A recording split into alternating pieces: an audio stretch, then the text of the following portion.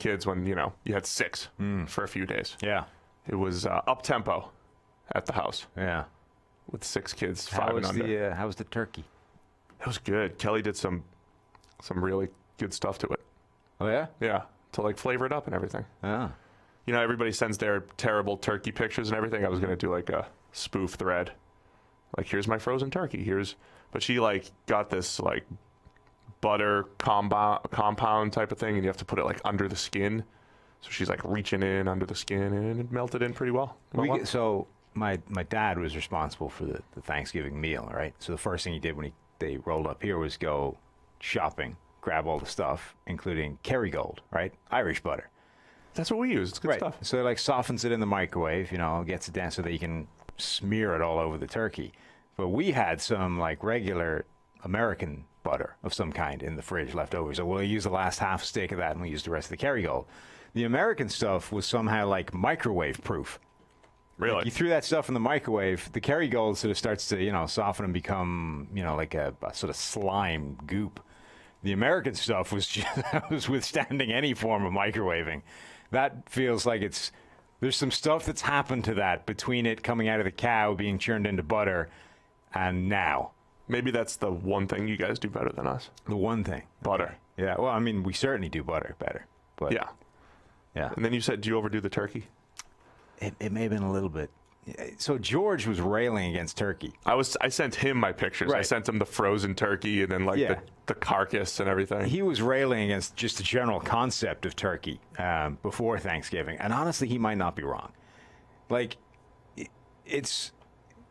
You have to do a lot to it. And one of his many gripes was that the margin for error is so small with a turkey. It's true. Right? To actually get it cooked well and tasting nice is very hard.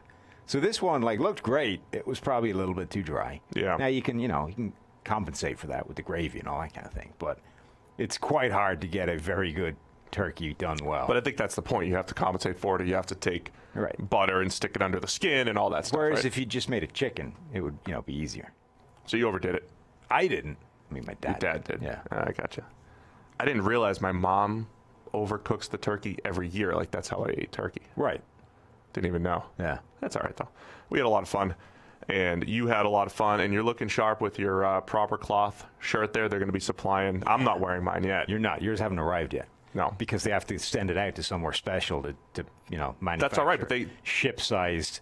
They were able to do shirts. that, though. The customization's great. It's going to fit. Awesome. So we'll be wearing our proper cloth stuff here on the. We got you can dive into their website and you can basically design yourself a shirt, right? They have a whole bunch that are off the shelf, all that kind of stuff. But then you can basically go in, pull up any pattern, any sort of style, shape, cut, whatever, add little accent features to it. Mine have got some weird inserts into the collars and the cuffs and stuff. I know what we should do. Yeah. We should each unveil our shirts and have a contest. All right. And we'll have the fans vote on who had the better shirt each show. Well, the thing is, we'll go head to head. You got formal looking shirts, whereas I went more podcast casual. Yeah, I mean, we'll let the people decide. Yeah. All right. Okay. So not today. This is an older shirt. But my favorite thing about it is the customization stuff, right? Yeah, it's great. You go in not just designing the thing, but size-wise as well. You get the slate buttons there. Yeah. Yeah, great. You get the size-wise, right? So you can pull up different sizes. You can even get you can add more room to one cuff for the watch. I got chunky watches. You need an extra. I did that. Some girth on this side as opposed to this side. But so the first one you got came in and you didn't get slim fit. So the first one looked like a parachute. It did. Still have it. Right. But then you got it tweaked, tidied up, and you got one that fit. Yeah. That's not your size. You save it. It's got the length. So my problem's always been the arm length plus, the body, it's good. So you get to save the size as Lurch 1. And then you can just pull up all your shirts. It's just Steve's business casual is how I've saved it. Anyway, let's get into the week. Week 13. Enough banter, Sam, but check out our proper cloth shirts in the coming weeks and months. Even George and Eric are going to be wearing them. They even have the collar that George has, which is no collar look, right? Whatever that was called. George was so mad when he had to pick it, look at collared shirts. Yeah, it's great. So let's just touch on Thanksgiving briefly. Let's just fly through those games. Mitchell Trubisky leading the Chicago Bears to a 24-20 victory. It was David Blau's out there. He's got a couple big throws against busted coverages early, but the Bears held on, and Mitchell played a great game. He did. He's going to cause real problems for the Bears if he plays at this kind of level down the stretch because they're going to be stuck with him. Yeah. I mean, am I getting sucked in? Yeah. Because, like, if he plays great down the stretch, it's like, oh, he's turned the corner. He might not even need to play great. If he just plays not suck for the final few games, they're going to be like, oh, look. Let's do something he's right now. He's finally coming good. Let's not discuss long-term implications. Because I feel like we do that every week. With Mitchell, with Josh Allen when it comes up. Let's just discuss this week and give full proper credit. Mitchell was dropping big-time throws in left and right, and he had an excellent game. Mm-hmm. Almost lost. This game annoyed me because Nathan Yankee, who takes the picks way more seriously than any of the rest of us, I know, waits for like the injury report and stuff.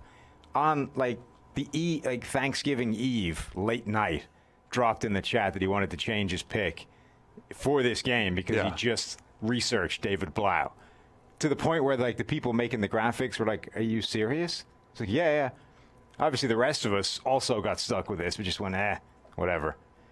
And I was really wanting David Blau comes out, drops a dime, touchdown. Honestly, really just knowing who Jeff Driscoll was, you should have taken the Bears initially. Whatever. Really wanted him to stick it to Yankee for changing his pick at like late night before the games. But ultimately, the Bears found a way. Yeah, I kind of was rooting for the Lions because of that. But no, so it was pretty good. That was the background game, but ended up being a pretty good game. Everybody's cooking their dinner, like, oh wait, it's a good game. Let's check out the finish here. So the Bears 24-20. They I don't know, staying alive down the stretch here. Just about. So this was also Trubisky redemption at the moment. Anthony Miller has started to show up recently, along with Trubisky. I don't think those two things are coincidental. David Montgomery was a beast in this game. It was kind of interesting. And, Blau wasn't terrible for a guy that no one had heard of having his first start and all that kind of stuff. Yeah, he did well. He at Purdue last year beat Ohio State, dropped some dimes in there in the Ohio State game against Dwayne Haskins and the Buckeyes. So he had flashed in college. Yeah. Did I say that? That's what I said. He flashed everything you want to see. Is that what I said last week? Blau did that in college. Flashed everything you want to see. Okay. In college. Fair enough. Anyway, Buffalo Bills 26, Cowboys 15. I think you texted me. Maybe the Cowboys aren't good during Thanksgiving dinner. Yeah. I was getting texts about maybe they're just not good. Yeah, they might just suck, along with the rest of the NFC East. Yeah. So this was the game where this was the Josh Allen we have receipts game, because Josh Allen plays really well in what's effectively a primetime game. Thanksgiving, nobody's working. So everyone that had any kind of non-massively positive take about Josh Allen is an idiot, and we have proof because look at the tweets. Whereas this may have been the best game of Josh Allen's career, and if it isn't, it's the second best game, with the first best coming against Miami.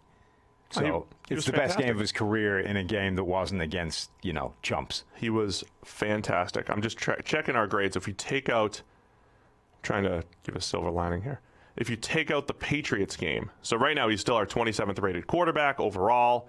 We mentioned that the rushing grade, it's down a little bit because of all his fumbles, even though he's been very effective. I mean, he is very effective running the ball as a scrambler. But he's still our number 23 quarterback if you take out week 4. Yeah, and which was the Patriots game where that was one of the worst halves of football I've ever seen, and just one of the worst games of the season by a quarterback. I don't even want to take anything away from it. In this game, he was really good. This is why, I don't want to talk about long time. Let's talk about how good he was. Great play where the botch snap on, was it 4th and 1, basically a QB sneak, digs it out of the pile, and then just shoves his way forward anyway. He gets a first down. Made a couple of absolutely beautiful passes. Off-angle throws were a couple that showcased absurd arm strength that we know he has. This was high-end peak Josh Allen. If you got this guy every single week, you would be absolutely in business. I think that's always part of the problem. You've got 16 games, and these guys will flash everything you want to see. I mean, you'll get glimpses of, all the good stuff, essentially, at some point. Quarterback is about consistency. It is about throw-for-throw type stuff. We compared Josh Allen to Lamar a little bit coming out because of accuracy issues. And, I posted that tweet last week that Lamar had the biggest increase in adjusted completion percentage we'd ever seen Going into last week, Josh Allen's was third. Now, he had cut down 2 yards off his average depth of target, and he's still not really completing passes down the field at a high rate. However, I think there's something to be said for, can you take this quarterback, change the scheme a little bit, change the style, and get what you want out of them, which is a short and intermediate passing game, which has been pretty good. Cole Beasley and John Brown have been really nice additions to this passing attack. And I think I would say that the Bills are just getting started building on that offense. They added Beasley, they added Brown, can still add more weapons there, can still solidify the offensive line a little bit more. So I think that's encouraging for Bills fans. This is also a week of trick plays because there was the John Brown pass for the touchdown here. That was nice. We'll get to it later, we had the Miami That was crazy incredible. play as well. This was like a week of trickeration. Yeah, it really was. Dallas may suck. Yeah, man. They may actually suck. Somebody is going to win this division at like 8-8, maybe even 9-7. Yeah, I mean, Dak still had another game where he threw for 355, and he's got to chuck it 49 times, dropped back 56 times. It just felt like a grind against that Bills defense, though. And even though I think overall he played pretty well, mostly disappointed with the Dallas defense, man, on the back end. They felt like they had the pieces to cover. And I think this is one of the biggest challenges in team building. They've thrown a ton of resources at the cornerback position. Byron Jones had emerged as one of the best in the league over the last couple of years. Over the last couple of years, they drafted Chidobe Awuzie, Jordan Lewis, adding guys like Xavier Woods on the back end, who's got slot and free safety potential, and they're just extremely inconsistent. You just can't completely bank on them. Not at all. And they just got beat across the board in coverage. Like Cole Beasley, the revenge game. The Cole Beasley revenge. Did well. He had a really good game. He was the recipient of a lot of those, the best passes from Josh Allen. They just got beat. Josh Allen had arguably the best game of his career, and that's when he does that, he can beat even good defenses. Yeah, so impressive outing for the Bills, and they're still sitting here. People have said, if they win out, they're the number 1 seed. Yes. In the AFC. Now, winning out involves beating the Ravens next week and beating the Patriots in in week 16. And, of course, a couple other wins in there. But the Bills are sitting here very much in control of a wild card spot at the least, and they're actually sitting here battling for a bye. And their defense against the Ravens next week, I know the Ravens just play the Niners defense. I mean, these are some heavy-hitting playoff games we have coming up in the next couple of weeks, or we've already started seeing these last few weeks. Can I paint you a wonderful scenario? Sure. I haven't actually gamed this out on the thing, but I think this is right. The Cowboys can they lose out but beat the Eagles and still win the division? Oh, because the Redskins and Giants are so bad? Yeah, the Eagles are 5-7, right? Yeah. So, no, because Dallas they're 6-6 right now. So they could, if they lost out but beat the Eagles, they would be 7-9. Whereas the Eagles would be, what? 7? Well, the Eagles would have to. So they could, yeah. The Eagles have to win 3 out of 4 games. They can win the division at 7-9, having lost out but beat the Eagles. That is not what I expected out of the NFC East this year. Well, at least not the top end of it. Yeah. Cowboys and Eagles. I now hope that happens more than anything else in the NFL for the remainder of the season. You're rooting for chaos and ugly. Mm-hmm. And then rounding out the Thursday night, the Thanksgiving slate. That's what we're looking at. The boss, Chris, got Thanksgiving off. Michelle Tafoya worked, though. Yeah. She gave the shout-out to Alan Chris. Anyway. Saints 26, Falcons 18. She wasn't nearly as close as that scoreline. What do you mean? They earned all those onside kick recoveries. So the only thing of note to come out of this game is that we now we've cracked the new onside kick plan, right? There have now been 6 after last night? 6 successful onside kicks, of which Atlanta owned 2 of them and a third consecutively that didn't count because the guy was so. They called him offside, which he wasn't. Having said that, he was running before the kick, which is also a penalty, right? Yes. So they technically, I think it's right that they threw a flag on it. They just threw the wrong flag. Just said the wrong thing. Yeah. But they legitimately recovered 3 consecutive onside kicks in a landscape where until that point there had been 3. Like in the NFL-wide this season, there had been 3 up until that point, and they did it 3 times consecutively. It was ridiculous. So, but what they have done is literally shown the only sensible way now of taking an onside kick is exactly what Younghoe Koo did, which is the ironic thing about it is we watched like almost 2 solid years now of people trying any crazy kicking technique they can think of to make onside kicks viable again since they changed the rules. And what it turns out the actual strategy is almost identical to the original strategy. You're just changing the bounce point. Yeah. So what used to happen obviously is people would they'd run up and they would drill the ball immediately into the ground, which would cause it to hop up into this sort of chaotic realm of contest, right? Now what you're doing is because you're not allowed to run and you're not allowed to stack so many bodies to that side, you have to delay that hop. You have to cause a little bit of a gap to allow those guys to run the 10 yards to be able to contest it. And honestly, it's probably more than 10 yards because of where they have to get to. So the way of doing that is to essentially kick the ball along the ground for a little bit, let it run for a while, then skip up and become the contestable area. Now, the thing is, that seems chaotic and random, but you can actually practice that sort of technique to the point of being able to control where the ball hops up. I know this for a fact because a couple of friends of mine at home are brothers, right? And apparently spend enough time practicing with a rugby ball in their back garden. So one of my friends named Ronan Murphy, his party piece is essentially no matter how far away you are from him, he is able to kick a rugby ball along the ground so that it will go along and then hop up right into your nuts. Doesn't matter how far away from him you are, he can control it to the point where it will bounce up into your nuts no matter how far you're standing from him. If Ronan can do it, I would think. Correct. An NFL kicker, I mean, they should just be spending their 2 hours of practice working on this. Not even the 2 hours of practice. They practice and then have nothing to do for the rest of the time. God knows they have time to spend on this. Every NFL kicker right now should essentially be spending their time practicing controlling when the ball hops up in this manner.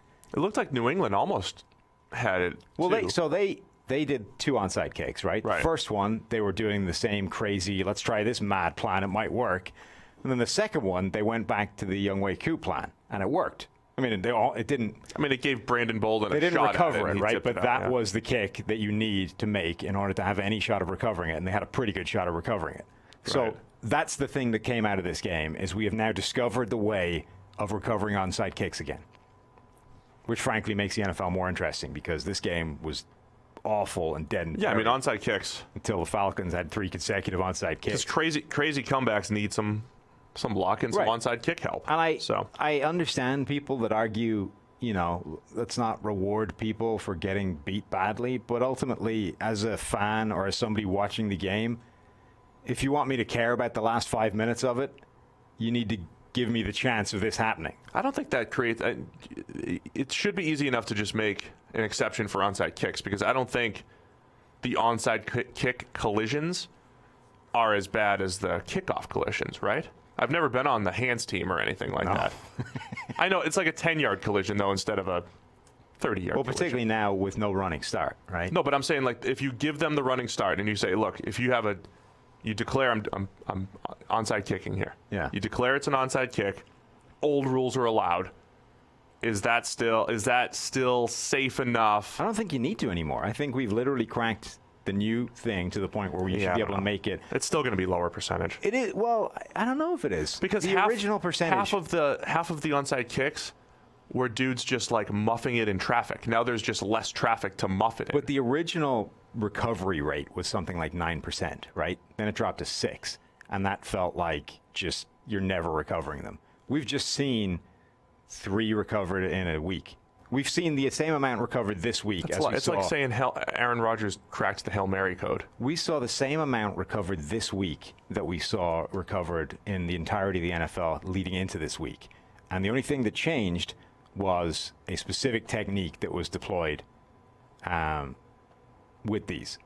He's the only one that's tried that? I don't think he's the only one that's I don't tried think it, you've but seen he's the every only one that's onside done kick. it consistently. All Like right, we've seen all kinds of craziness attempt to onside kicks. We were going to go through Thanksgiving stuff quick, and you just spent 10 minutes on onside kicks. Yeah, and I think the difference between that and saying Aaron Rodgers cracked the Hail Mary code is that this was a different technique. Aaron Rodgers didn't do People anything different. claimed that he had a different because he drops it so high and up. And As I said last night on Twitter, I follow way too many idiots. Like, people are stupid. So You said that wasn't last true. night? I said I follow way too many I stopped idiots. tweeting during Sunday games. I'm just trying to watch and not Somebody be responded influenced by idiocy. with that George Carlin thing where he's like, think how stupid the average person is, and then remember that half of all people are dumber than that. There you go. Matt Ryan, under pressure, 29 out of 62 dropbacks. Things just fell apart there. I know he had that one interception that looked real bad over the middle, but that was the Marcus Peters. Chauncey Gardner-Johnson pulled off his man coverage to pick it off. It looked like Matt Ryan completely misread the coverage for the pick. It didn't really. It was a great play, but Ryan was pretty bad otherwise. Cameron Jordan, a wrecking machine. 4 sacks for him. Marcus Davenport was great up front. And then the Falcons defense, I forget who it was last week that looked like the old Bucs D. But this was like the Grady Jarrett show, and Deion Jones kind of played well too. Yeah. That was it for the Falcons. So Saints are rolling. They're going to play the Niners next week in the Dome. And we're just getting playoff football every week. It's great. Yeah. With seeding on the line with some really great stuff. So let's get through the rest of the games. Do we have a specific order? Does it matter which? Go the order they're in. On this list? Yeah. Okay, because I was on the Bengals win. 22-6. Yeah. The Jets have beaten the Cowboys, who it turns out might just suck, the Raiders, who it turns out also might just suck, but are now 0-2 against the Dolphins and the Lost Bengals. to the Dolphins and Bengals. And might lose the Dolphins again. Yeah. That's a bizarre run of games. Yeah, this was so the Bengals defense has not been great over the last couple of years, but they're kind of, they'll sneak a decent one in there every now and again. This was it. Getting good contributions from B.W. Webb, Darquez Dennard. Back seven on paper is not great, outside of William Jackson, who's been inconsistent. But they played pretty well in this one. They did, and it could have been easier. Like, Tyler Eifert dropped the touchdown. He wasn't the only guy that dropped the touchdown. Like, this game was actually kind of pretty comfortable for the Bengals. Look at Bobby Hart. Yeah, he had a decent grade, Look at that. which in and of itself is kind of insane. Yeah, that hasn't happened almost ever. Yeah, so At least not at this level. great for the Bengals. Relief, I think, was the word Andy Dalton was using coming out of this game. Relief that they're now not in danger of going 0-16.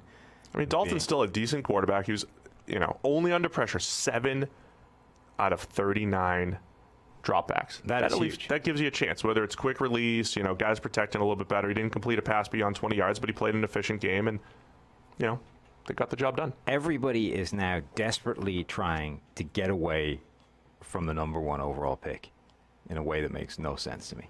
The Giants are sneaking in there. The Giants could end up with the number 1 overall pick. The Giants are going to be sitting there, and I saw our guy Kev Cole discussing this a little bit, but the Giants might have the first or second pick. They might actually have it. They're going to love Justin Herbert. They're going to look at Justin There's no way Herbert. they take a quarterback, though. They're going to take, what's the most ridiculous position you could take? They'll grab like Jerry Jeudy to be their next Odell Beckham. I mean, I'm thinking, is there not a... No, Chase Young is like... So if the Right. Giants are sitting there at 2 and say the quarterback goes 1, the Giants will take Chase Young.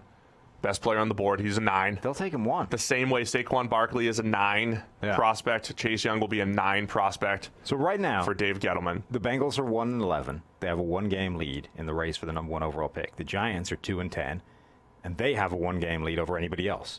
Arizona, Detroit, Atlanta, Miami, and Washington have 3 wins. Look at Detroit and Arizona. They're kind of like sneaky. They have the tie in there, though. True. But they're Yeah, sneaky 3-8 like and 1. in this mix here. Right. But it honestly, New York might end up with the number 1 overall pick this year. They would never take a quarterback again. God, no. No. Because if Gettleman really scouted Joe Burrow, I mean, if he liked Daniel Jones, he would love Joe Burrow. Just saying, Joe Burrow does all the things he thought Daniel Jones did, but just, more consistently. Yeah. I mean, that's no less of a crazy suggestion than what the Cardinals did, dumping Rosen for Murray. We'll get to Jones when we get there. I don't have much else on the Bengals-Jets game. The Jets are very inconsistent. Yeah. Again, Dalton stole the ginger talent in Cincinnati. Yes. Not really. Darnold didn't play well. Darnold wasn't too bad, actually. I mean, everything else around him was a disaster. This is holding up. Darnold didn't play well. Wentz didn't play well. Dalton got all the ginger talent. Was there anybody else ginger this week? Wentz. Yeah, I said Wentz. No, Wentz was all right. He was up and down. He was all right. Not enough that you would claim that he stole This the didn't ginger hold up. talent. They actually all graded okay. Darnold, Well, too. look, Dalton won the game, so he wins. Darnold has the ginger wins this week. Anyway, 22-6, Bengals over the Jets. Jamal Adams get any pressure? No, none. No pressure on 8 rushes. 8 rushes. I didn't check what Only the fashion. Bengals could shut down. Yeah, I didn't check what sort of way those rushes were, whether they lined him up as an edge rusher or if he was just blitzing. But the idea that Bobby Hart or, Cordy Glenn were able to shut him down seems a little bit far-fetched. All right, anyway, Tennessee Titans 31, Indianapolis Colts 17. The Titans continue to roll here with Tannehill under center. This game was close, and then it went way off the rails. It did. Oh, I mean, it was In a tied. hurry. It was 17-17 Right. for a while. And then it went completely off the rails, and Tannehill just dropped the dagger late. He did. Twice, in fact, because they had it taken off, right? He scored once, and then it got pulled back, and they had to do it again. Yeah. I mean, he made a few nice throws. He had a bad fumble in the pocket. He took a few too many sacks. Probably wasn't as clean maybe as the stats would show, but he did make some nice throws when necessary. He did. Especially that last touchdown. Yeah, he's making himself a lot of money this year. Like, from a guy that was on the scrap heap, was seen as a busted flush, the Miami quarterback that hadn't worked out. We're now on career journeyman territory. We're going to be the next Ryan Fitzpatrick. He's earning himself a second shot to Is start. somebody going to buy into it? Yeah, how could you not? Like, somebody is. And probably the Titans, to be honest. But it's difficult to say how you could come out of this and not be convinced that he can at least be a viable starting quarterback. Yeah, I think if there was a middle-class salary structure, I'm fine giving him the middle-class salary structure while I look for another guy to add to the mix. I mean, that's what I would do. But it's a pretty decent situation. You're still getting really nice play from A.J. Brown. We had at least one freak play by Corey Davis in there, even though he had another drop in there as well. But I think there's some playmakers to throw to. You continue to add to that, and Tannehill's done a nice job spreading the ball around. So this is how insane this game was, right? Where are we? We're in the fourth quarter with 5 minutes to go. Tie game. The Colts have got it to Tennessee's 28. 4th and 10.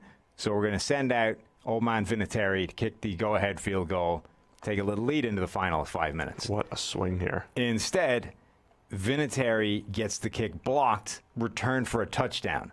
So that's a 10-point swing right out of the gate. Tennessee are now up. 2 plays, Brissett intercepted, and then 3 plays later, Tannehill drops that dagger in. So we've gone on a 17-point swing in the space of like a minute and a half. Yeah. In Tennessee's favor. Brissett had, a lot of the underneath stuff was working for the majority of the game, but just 2 horrible decisions. One, the first interception he had a ton of time, ends up just chucking, I don't even know who he was targeting, over the middle. Those are always bad. Yeah. Because it goes right to the safety. Bad interception there, and then he had the overthrow up the seam right before him, the Tannehill dagger. The other thing we have to mention about the Titans, Derrick Henry continues to be their guy, huh? Somebody this week, I don't remember who it was, Okereke maybe, tackled him with the exact technique I was talking about last week. Yeah. Comes up, the very first thing he does is swat the arm down, makes the tackle all in one move. Number 26 for Jacksonville would still be running face first into his hand, wondering why nothing's happening. Just didn't know. This guy, I think it was Okereke, comes in, perfect technique to how to defeat a stiff arm.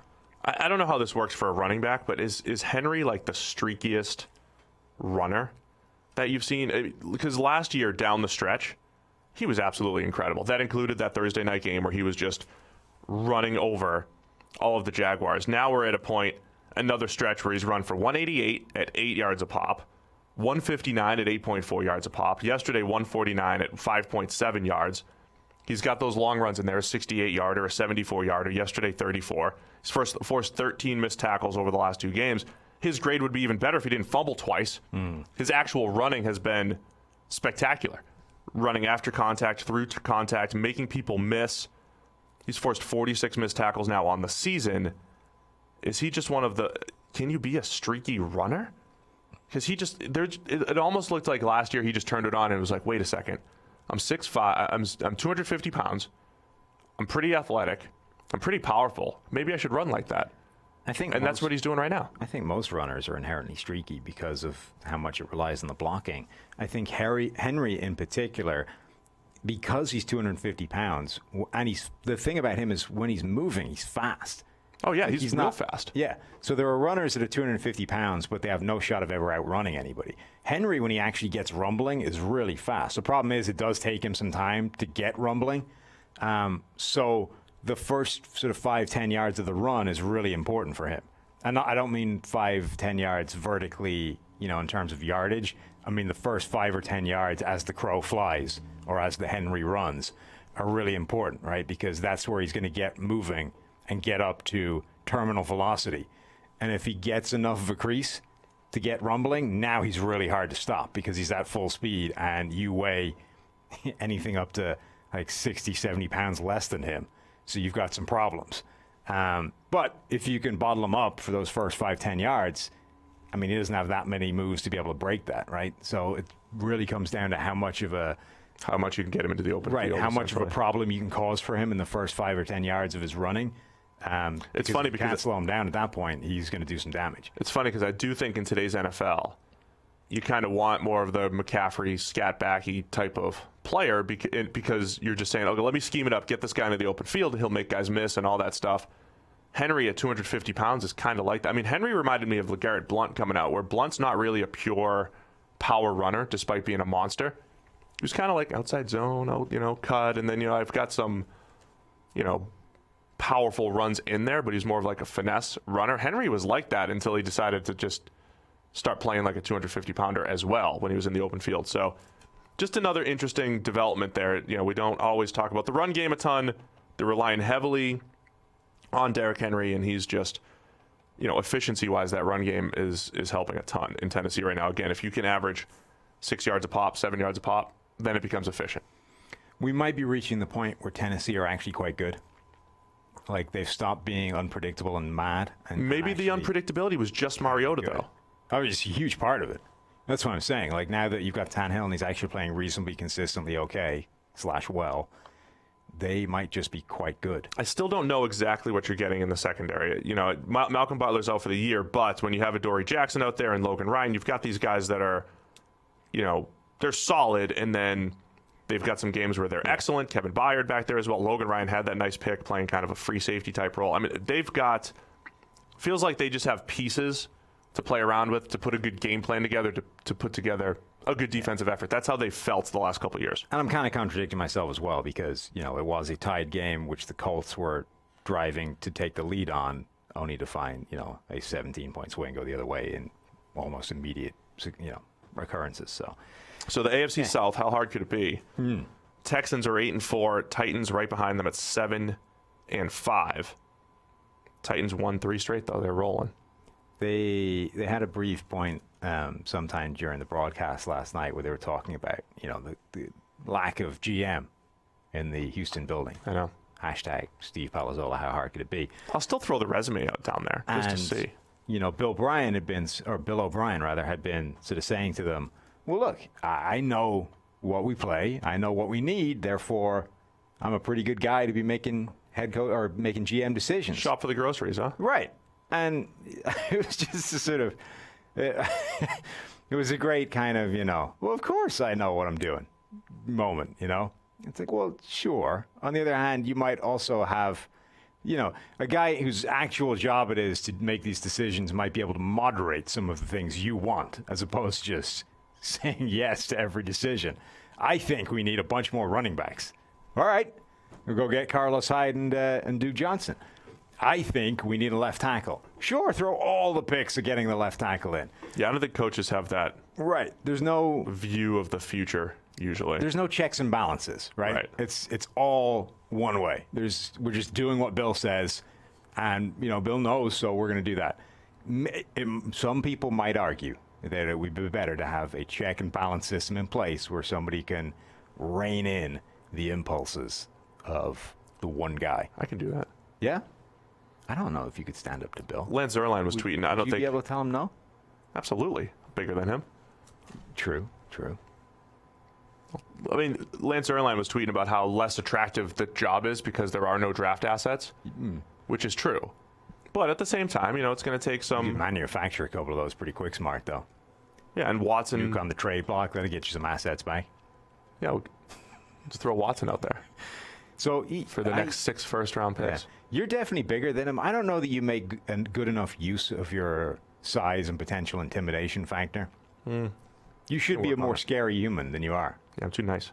Yeah, I don't think you lean into it enough, with the exception of certain people within PFF that just seem inherently terrified of you. Well, they should be. Just because of your size. Coward. Like the rest of us. I think you could lean into it and be more of an overt Batman villain. Just be like, I am 9 foot tall. I could pick you up and snap you in half. And we both know it. Yeah, you don't think you do that enough. I'll work on that, all right? You should, because you're going to need that. That would help. Right. I mean, you're going up against an NFL guy. Like, listen, 360-pounder. You're too slow, and we're cutting you. I mean, less for them because they could probably hurt you back, but more for guys like Bill, right? Bill O'Brien's had things his own way for a while. He's going to be going in there going, I'm not taking crap from you. You need to physically intimidate him back into his place. I mean, he's also surrounded by 300-pounders every day for his job. How intimidated could he get?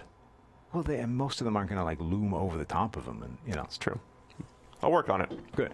Titans 31, Colts 17. In that one, the AFC West showdown. Kansas City Chiefs 40, Oakland Raiders 9. Probably should have seen this coming when the Raiders managed to get beat by the Jets. Raiders have scored 12 points in 2 weeks This against game, the Jets and the Chiefs. Honestly, wasn't even as close as 40-9. This was like a legit, full-on curb stomping. The Raiders just got taken out behind back and murdered by the Chiefs. Did you see Jack Del Rio just kind of make his comment? Because he used to coach the Raiders, coach Derek Carr, and he was basically like, Derek Carr's really struggled in cold weather, got to prove it this week, big game for him to show that he can do it. The Carr family is very sensitive on the Twitter machine. Mm-hmm. Darren attacked me before. Darren Carr got into a spat with Jamal Adams last week. Yeah. The Carr family looks a little silly on social media. So I think Derek quote tweeted Del Rio and was like, LOL, it's a team game, blah, blah, blah, blah, blah. And Jack's like, basically like, hey, I'm an analyst now. I have to say this stuff. I think he's an analyst. And it's just, these are facts. So Carr comes out, throws a couple picks in the first half. They barely can complete passes against the Chiefs. Cold weather, not looking great. So the narrative continues. Yeah. Maybe the rate. So George is 2 weeks removed from saying John Gruden's going to be coach of the year. Yeah. At the end of this. That's not aging well. And we're a couple weeks removed from saying, look, this Raiders offense, got to give them credit. They've pieced it together as far as playmakers go. On paper, Tyrell Williams and Darren Waller, these guys should not be having the success that they've had. That's why they got Antonio Brown this offseason. They're supposed to be one of the worst groups of playmakers in the NFL. They added rookie running back Josh Jacobs to the mix. Like, he's playing well, but that's not supposed to move the needle. I mean, they're overachieving. Should the analysis a few weeks ago have been like, man, the wheels are going to fall off this thing? I was trying to give them proper credit because they had done a nice job, and Carr had been playing pretty well for a while. And we were still taking crap for not giving them full enough credit. Like we were trying to lean into that as the, you can come down 2 ways on this, right? You can either say this is a deck of cards ready to collapse, or you can say, no, credit to them. They don't look like they should be doing this well, but they are. And it's sustaining. So well done. Turns out we probably should have been saying it was a deck of cards. It was about to collapse.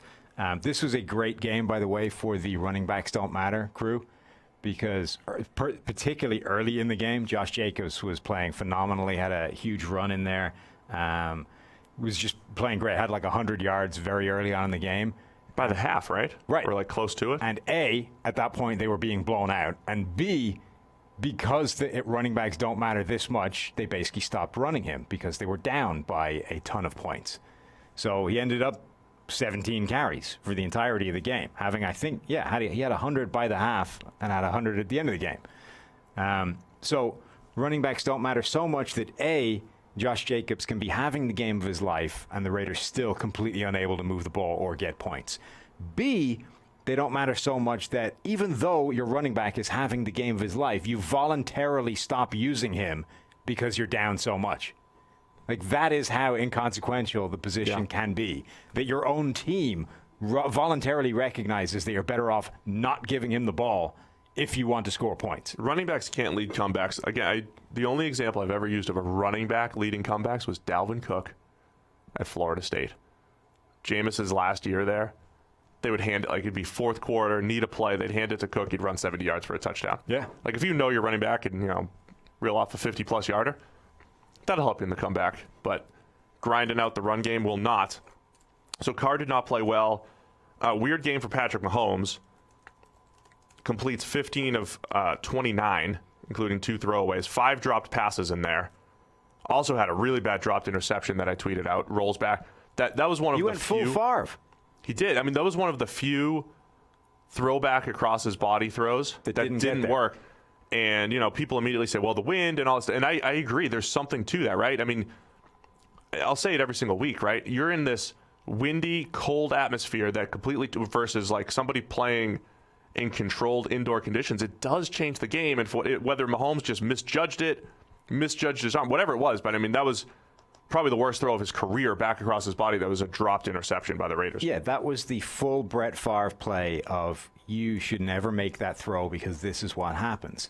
And it's the one throw that he's always made that throw and always defied the odds that happens and got it there anyway. Right. And it's like, wow.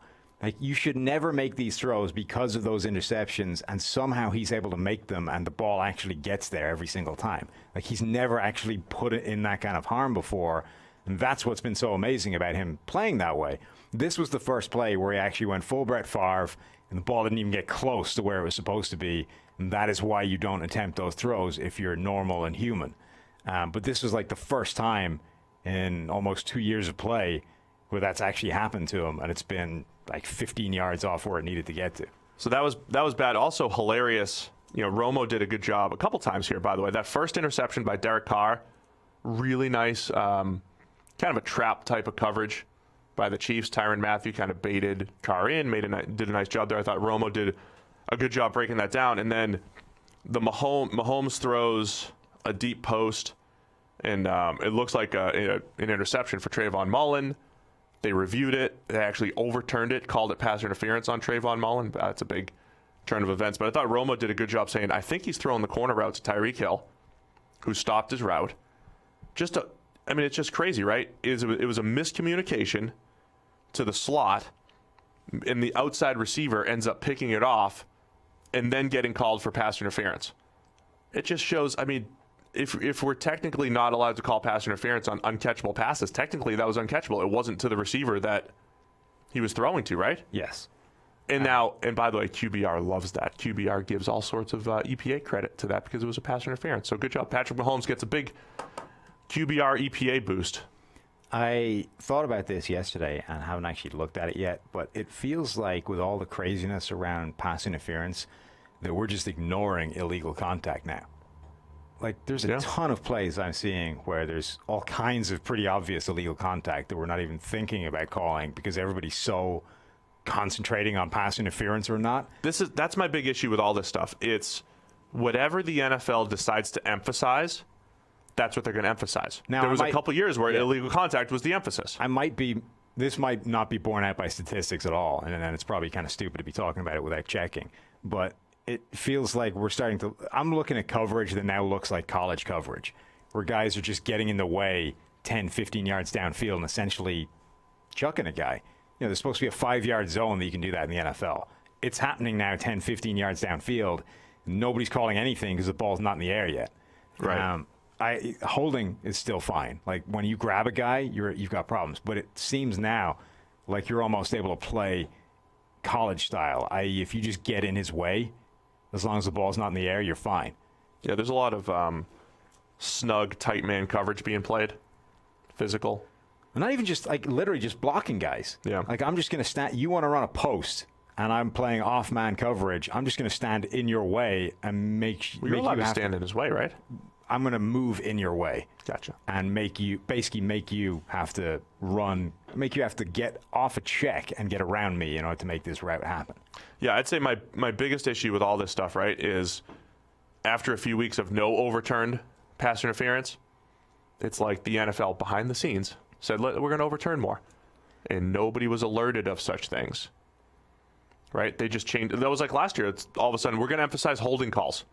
That literally changes the game. Yeah. We're going to stop with the roughing. This was last year. We're going to stop with the ridiculous roughing the passer calls at some point, and we're going to start calling more holds. And the thing about that is, whilst it ultimately gets you to where everybody wants to be, I think it causes more problems to do it in season, because now, Of course. if you didn't know what pass interference was before, that's while everybody was trying to get to the same, this is how they're calling it. Let's try and work out what it is over the course of the year. Now, quietly behind the scenes, they're going to change that, and you have, like, the goalpost just moved. We were trying to figure out where the goalposts were in the first place, and you just moved them again while we were looking for them. Like, now nobody has any freaking idea what pass interference is. Yeah. Including the people calling it. Nope. That can't help. Not at all. Anyway, Chiefs 40-9. They're going to head to New England for a showdown next week. And they've got pretty good control in the AFC West now. Yeah. After the Raiders teased us just a touch. Philadelphia Eagles lose at Miami 37-31. Ryan Fitz and DeVante Parker. Yeah. With a dominant game. I mean, this was... If Fitz is going to YOLO, and we talk about his YOLO balls, he actually had really good ball location on a bunch of these. He did. But this was like DeVante Parker just looking like a man amongst boys out there in this one. This was like the high-end Fitzpatrick game, where he is one of the most fun players to watch in the NFL because he just does not give a crap. Yeah. He goes out there and is just going to sling the ball up and down. And the thing is, like, even late in the game, they've got a lead, and it's like, maybe now's the time to dial it back a bit, Ryan. Nope. YOLO, just out there slinging it. DeVante Parker's out there winning all these jump balls, just mossing people left and right, racking himself up a monster grade. You then end up with one of the most fun plays of the entire season, trick play, where they line up in what almost looked like that ridiculous Colts play. Remember when they... Right. And they just got sacked immediately for a loss against the Patriots. This kind of looked like that, except the punter was in shotgun. It gets the snap and looks like he's just going to try and outrun the guys in front of him to the space to the left. And then as soon as everybody converges on the punter, he just like pitches the ball into the end zone to the kicker, who's now standing there completely alone in the end zone because everyone just like never seen anything swarmed like it. at the punter.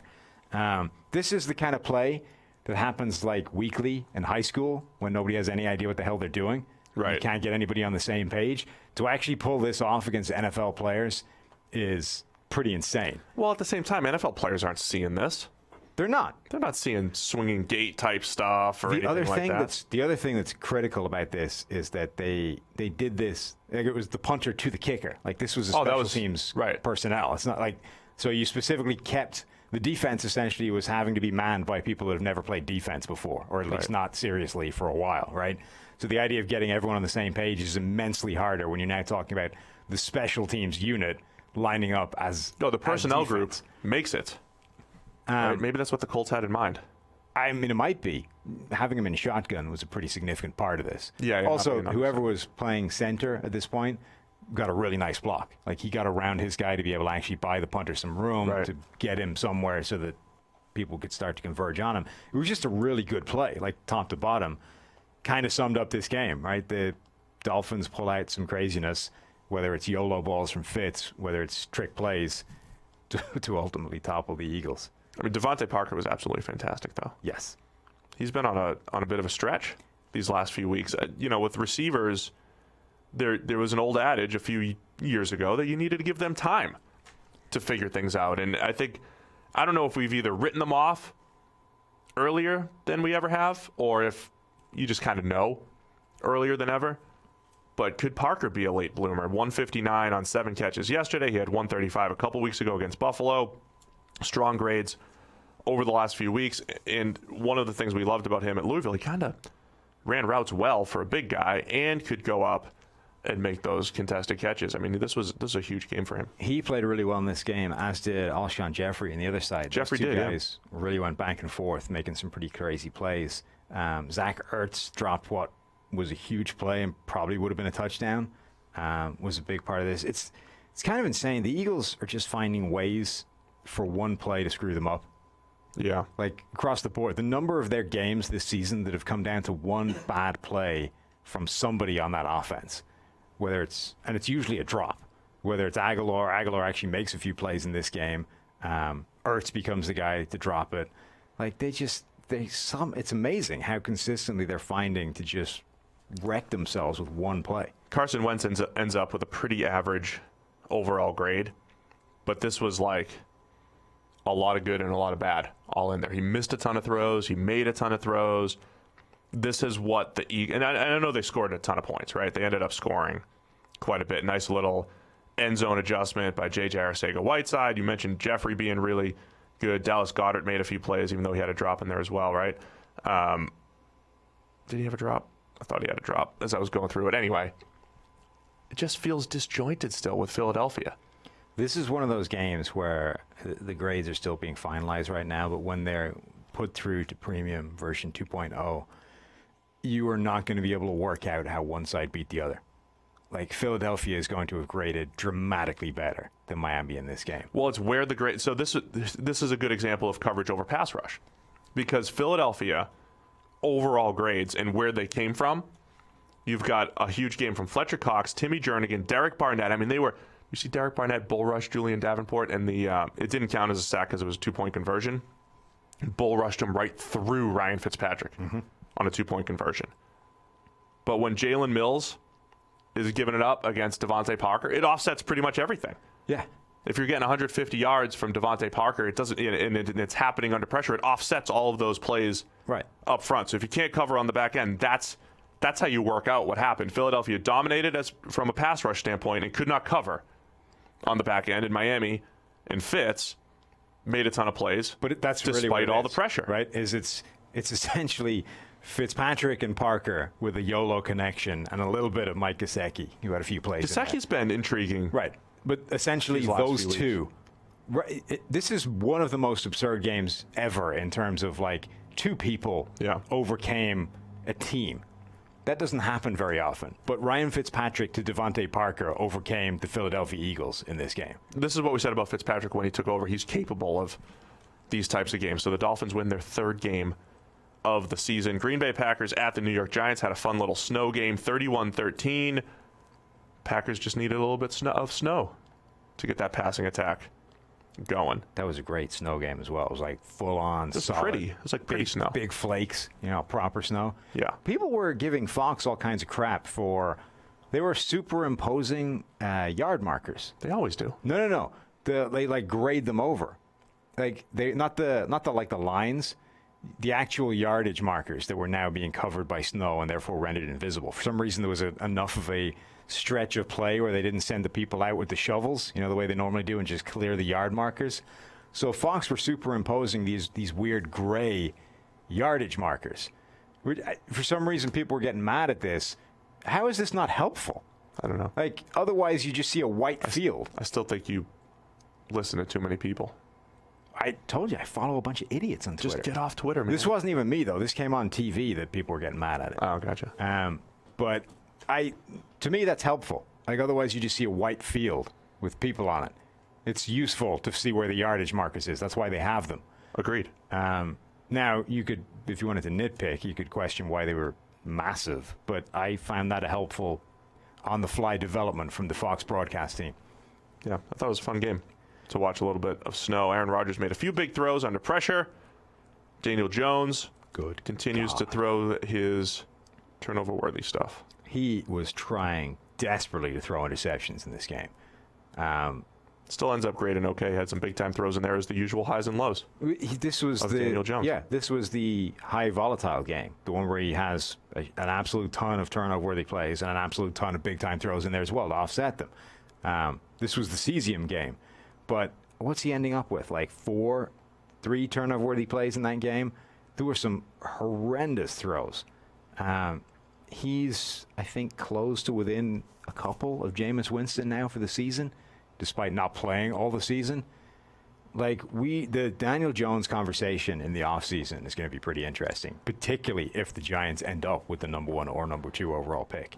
I still think, even though I would, me with quarterbacks, until you prove it to me, I'm looking for the next guy.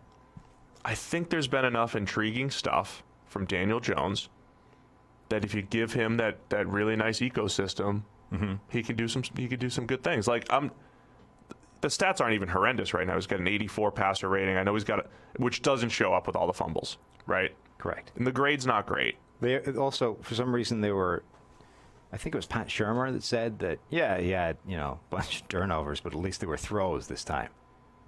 Somehow suggesting that at least putting the ball in the air is a step forward from losing it in the pocket. But the point is, we talked about Josh Allen, right? Josh Allen was highly volatile coming out of Wyoming, and they've been able to. He's still got a high percentage of turnover-worthy plays, but they've been able to work the short and intermediate game and mitigate some of the turnover stuff. There's some stuff to work with Daniel Jones. There's definitely stuff to work with. It's just there's a degree to which when you make this many mistakes, it's too much to overcome. Like, he has 27 turnover-worthy plays so far this season, 11 interceptions because there's been a ton of fumbles in there as well. Right. So ton of fumbles. Yeah, so the numbers don't look terrible, but only Jameis Winston and now Kyle Allen has jumped him. Just total fumbles, not even the ones that work, because not every fumble's turnover-worthy for us. I think I saw the graphic was like 15 total fumbles and 10 lost. I mean, the actual turnover numbers are insane. Right. Because, but again, I don't care about fumble lost. I mean, I just care about what's your ball security. Yeah, which was your fault. Yeah, right. I mean, fumbles are one of these great, for quarterbacks, fumbles are one of these great statistics that tend to get completely forgotten about. Right. And only get noticed when somebody does something nuts in terms of fumble numbers. On a positive note for the Giants, Julian Love is playing some fantastic football. We had not seen him much until the last couple weeks. He only had 3 snaps, actually, until the last couple weeks, and he's played really well. So, there you go. Julian Love, 4th round corner/safety, playing that nice hybrid role. Something to build upon, Giants. Is Darius Slayton related to Steve Slayton? That's different spelling. Is it? So I'm going to guess no. What's that one? Steve Slayton did not have a Y in his name. Okay. No. Just the college made me think of that. Both West Virginia, right? No, I think he went to Auburn. What? Who? Darius Slayton. No, they were saying West Virginia. We have him down as college unknown. That's not ideal. It's not helpful at all. No. Anyway, you're not adding much to this conversation. I'm not. I'm looking for answers, and I'm being given nothing. He did go to college at Auburn. Why? Somebody on the TV said he went to West Virginia. Are they also confusing him with Steve Slayton? Redskins 29, Panthers 21. Can we move on? I've been led astray by people, not me. Yeah. Any thoughts on this game? What game we're on now? Redskins and Panthers. Kyle Allen started out hot. Man, he's just got a way of being like, man, there's some really good stuff. That's really good. That's really, oh, man, what are you doing? So he's got the same fumble issues that Daniel Jones has. Here's the take. Kyle Allen is the same as Daniel Jones. Both of them have shown very intriguing things and are capable of extremely nice big-time throws. Both of them, almost every single game, drop at least 1 or 2 absolute dimes in there that make you go, ooh, that's good. But they both make a criminal number of mistakes. Just burying their team. We haven't mentioned Hackenberg in a while. But even them, like, they're kind of what Hackenberg even should have been. But never was. I mean, that's what we said. Josh Allen was, but all these, like, Hackenberg should have at least had those highs that these guys are showing and all the bad that goes with it. But never did. These guys are tricky, right? These guys are tricky because you can envision a scenario like I just did with Daniel Jones, where the supporting cast is a little bit better. And I think the Panthers supporting cast, I know the O-line's been pretty inconsistent this year, but they got a pretty good group of guys that can get open. I know, Curtis, hands have been inconsistent for some of the guys too, but they got guys that can get open. You got McCaffrey working things out of the backfield as a mismatch guy. It's a little bit better situation, I think, in Carolina than it is in New York with the guys that Jones is throwing to. Yes, I think it is too. Though I think some of Jones's lack of supporting cast stuff is a little bit overblown. Really? Yes. Well, he's throwing to nobody. So we say that, Golden right? Tate. But Darius Slayton, who turns out had played at Auburn instead of West Virginia, he's actually not bad. Well, people keep acting like he's a no-name nobody, useless, but he's actually good. He's separating. He's not a bad player. But he's getting thrown into this bucket of, I've never heard of this guy. I don't even know what college he played for. I usually just is the quarterback elevating him as, Right. Whether he's separating or not.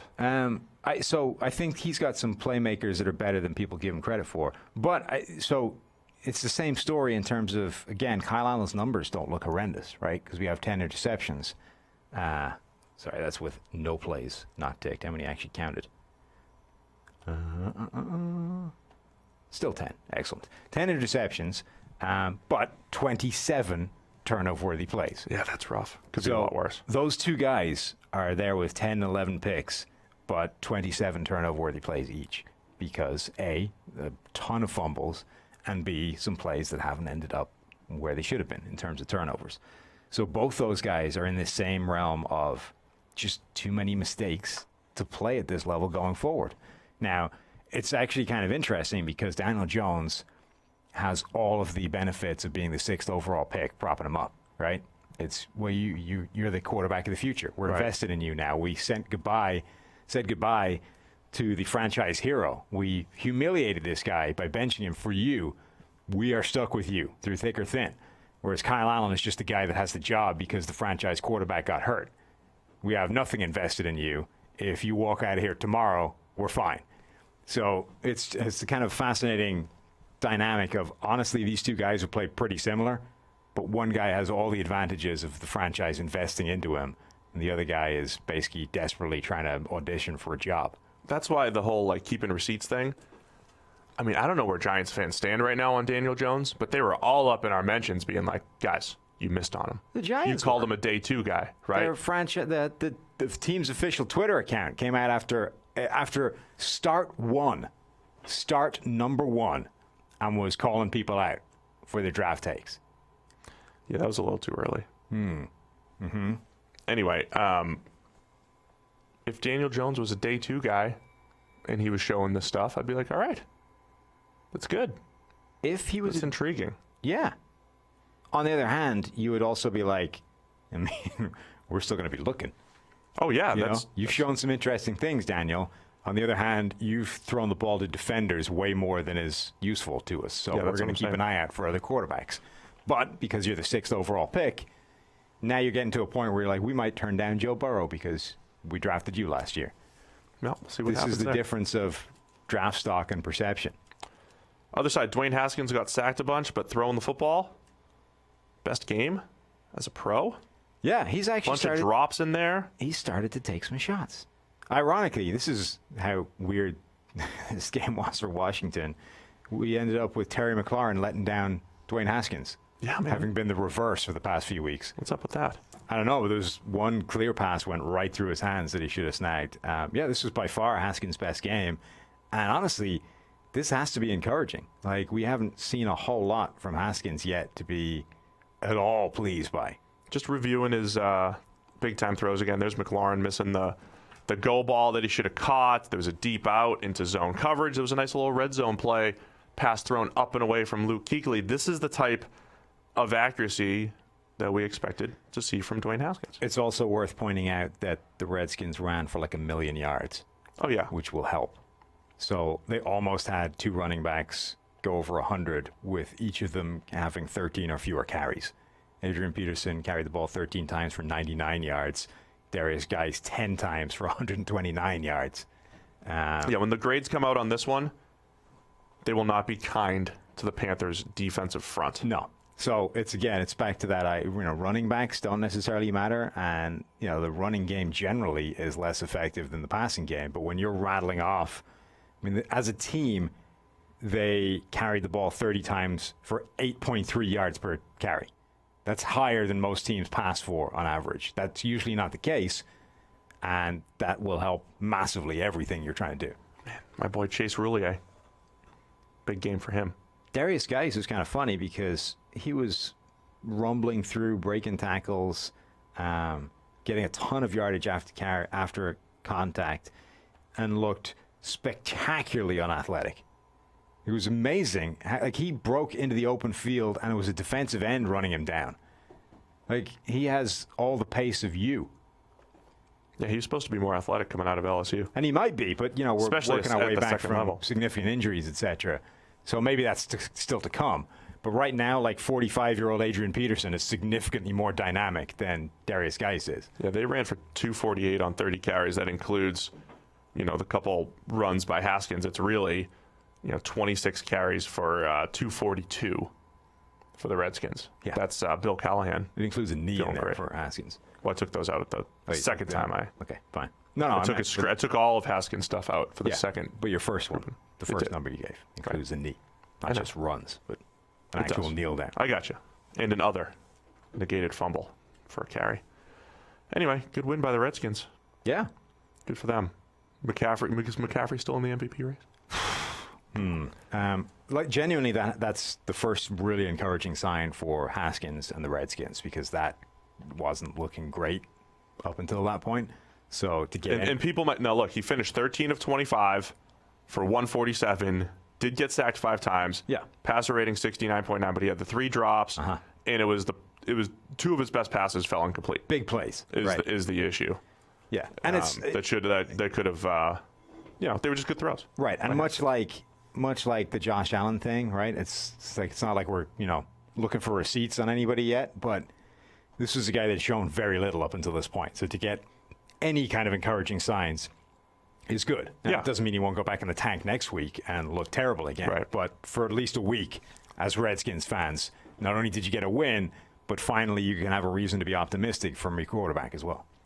All right, Tampa Bay Bucks 28, Jaguars 11. If you saw this score, you'd probably expect to see some big numbers from Jameis Winston. But you don't. Defensive scores and fumbles and weird game, huh? Nick Foles benched That was rough. for the Minshew. Multiple fumbles, interception in the first half, benched for Minshew. I don't get into like the energy. Oh, he ups the energy, but like he kind of does. I'm watching all that happen, and I'm just like, this dude is gonna make. I believed. Yeah. They had momentum. I believed it. And then it didn't happen. It didn't happen. They're saying, oh, they got to 11, and then they're in the red zone. They're going to get to 18, and then they're going to be within a touchdown. Like, I'm seeing it all unfold. Honestly, though, it's probably good for them that it didn't. Because if Minshew had actually led some kind of legitimate comeback and even made this game close, let alone win it, now you can't go back to Foles, right? Now you have to throw Minshew out there. Like, he just won the job. You gave him a chance. He executed a comeback that the other guy was busy digging a hole to create. Yeah. At that point, there's no way you could go back to Foles after that. Now it's like, all right, we threw Minshew out there, and sure, he scored a touchdown, but he didn't do anything else. Like, he was equally as ineffective after that. So you can go, all right, fine. It was a bad day at the office. We can go back to Nick now. Like, I guess you could say that it would have been good for them because Minshew might be a better quarterback. But in terms of chaos, this was probably the best thing to have happened, that we get Foles out of there. He was just having a terrible day, and Minshew didn't do anything to cause a legitimate quarterback controversy. So here's what I'm wondering. I do think there's something to the quarterback being able to elevate those around them, and that was what I think I was most impressed with Gardner Minshew. Because on paper, coming into the season, we're like, who is Nick Foles going to throw to? And the O-line's got their own issues and question marks week to week. We'll talk about Cam Robinson in a minute, if you've seen his splits this year that Neil pointed out to me before we got on the show. But when you're throwing to Chris Conley, and we didn't know what a DJ Chark was, and D.D. Westbrook was supposed to be like their high-volume slot possession guy, and they didn't really have any backs out of the backfield. And Minshew was getting the best out of all of them for a big chunk of time. That was really intriguing to me. What's ironic is you saw the reports come out after they signed Nick Foles that were like they were basically the only team in the running for him. And usually that would be a great thing in terms of finance, right? Well, we're the only team that are interested, therefore he'll come cheap. Whereas apparently Jacksonville elected to pay him so much money as a sort of well, look, if we give him this amount of money, the dressing room will buy into him. They'll respect him because he's getting paid starter money. If we'd only paid him like, marginal starter money, he wouldn't have nearly the same level of respect. Minshew comes out there and simply through the aura of the mustache and the Earned headband respect. has probably what seems at this point like more respect than the guy that has all of the money. Yeah, man, I don't. It's almost like you can't manufacture that by just paying for it. Yeah, I don't buy that whole. We didn't like it at the time. It didn't seem like a great plan then. It seems like less of a great plan now. So Foles was rough in the pocket. What are your Cam Robinson splits? So all but he's got 3 games grading at 36 or below in pass protection, and the rest are above 80. Okay. It's like full Jameis. He's gone full Jameis. He's like the Jameis of Who were the bad offensive Who were the tackles. terrible games against? Let me check. Denver. The Indy game where he got benched for Justin Houston. Benched, yeah, because of Justin Houston. I don't know. For some reason, I think Neil just watches Cam Robinson every week. Probably. Gives me a I've lost breakdown. track. Is O-line Twitter that loved Cam Robinson? Are they still in love with him? Have they cooled? What's the current status of that mission? I'm not sure if he works out with the folks With the who O-line are Twitter guys anymore? I think Because they were really obnoxious about that. Can I go dig up some receipts, or are they still like if they moved on? don't be a receipts guy. It feels like Cam Robinson's a guy that receipts should be involved with. Well, he's in 3 pass block, so he's got 3 pass blocking grades, I want to find out. 36 or below. We don't have time, Sam. We don't have time for you You're to go look talking at splits. I'm just going to ask. and he's got 4 games at 80 plus. His 3 terrible games now have been at Cincinnati, at Indianapolis, and now this week against Tampa Bay. Fair enough. So how about that? Yeah. The best I ever saw Cam Robinson play was when he was a true freshman against Florida, Dante Fowler. True freshman against Dante Fowler in his draft year. He was outstanding in pass protection, and he made every block you want to see in the run game. It was awesome. He was a true freshman at Alabama. Where O-line Twitter defended him was for the next couple of years. He was banged up, this and that, and he was the guy that would make the highlight reel block. This is the thing. He was but not the every day. He was the dictionary definition of a can-do player. And if all you're interested in is looking for traits and what a guy can do, Cam Robinson is your guy. You could throw on any tape and within 5 blocks immediately see what everybody loved about him. And the problem was always, okay, he can do all those things, but how often does he actually do them? And more importantly, what happens between those plays where he does that? And the answer was always not good things. Yeah. And that is transition to the next level. Although there was one play. This is so, offensive linemen are large human beings. They typically weigh over 300 pounds, and almost regardless of what kind of shape you're in, when you're carrying around 300 pounds worth of stuff, you're going to look unathletic at times because there's just too much weight to be lugging around, right? Yeah. There was a ball that hit the ground, and Cam Robinson went diving for it, and it was one of the most unathletic things I've seen in my entire life. So, the funny thing about him and then Greg Robinson coming out of Auburn, and I think this is part of the mistake too when you're scouting O-linemen, some of their most impressive stuff was in space. That game I'm talking about back in 2014 when Cam Robinson was a true freshman, he was in space on, screen blocking in front of people and, just making incredible blocks, which I think can help you overrate a guy's talent and athleticism and if he could make this block in space, he could obviously kick step and pass block, Khalil Mack, which, I think that was it Jason Smith coming out of Baylor? Yeah, because he was like a tight end type his entire body and his entire athleticism. Tape, the highlight reel they show, pre-draft shows every year. Yeah. His entire highlight reel was like screen blocks. Yeah. That's probably not good. If those are the plays, all of them that you found for him, I would wonder what the rest of his tape is like. Yeah, that's an issue. All right, let's get to the game of the week finally. Just because we're going in order here. Uh-huh. What we got? San Francisco 49ers at the Baltimore Ravens. Yeah. A little rainy. Very rainy. I think that kept it a little bit tighter. 20-17. It was just a good back and forth battle in this one, but the Ravens, man, they know how to win, man. They can win in various ways. They can both teams are trying to kind of take some time off the clock, both run games. Had bouts of really good efficiency throughout the game. And then, the Ravens just found a way to make those just enough plays at the end. And it's nice when you have Justin Tucker that you can set up for a game while the rest of the league is struggling with kickers. Always. You've got Justin Tucker. Money. Just so dependable. Doesn't matter what the weather conditions are. Game-winning field goal. This is kind of interesting because, the weather definitely helped, right? It was rainy. It was ugly. It slowed things down. The 49ers actually managed to slow down the Baltimore offense that had looked so unstoppable, in previous weeks. They had been actually wrecking people, including what we thought were elite defenses like the New England Patriots. This Ravens team was just rolling. The 49ers did slow them down. They really limited the passing game in particular. They limited Lamar to basically wrecking them on the ground. And they were defending the run in a kind of weird way, but they were able to get away with it. Lamar got a bunch of free runs. So that's what I mean. Zone read type right? stuff. That you would think. So to date, the way teams have defended Lamar is to try and take away the perimeter stuff, right? Like, think back to that Chargers game. It's like, we're going to win with speed, and we're going to make sure you can't get to the edge with your speed. The 49ers were actively crashing down on the dive every single time and basically just giving him the edge, essentially forcing him to carry the ball, right? Forcing him to pull the ball on the read and take off. That would seem to me to be the last thing I would want Lamar Jackson doing. But that appeared to be their game plan for whatever reason. And it worked one time because they forced a fumble.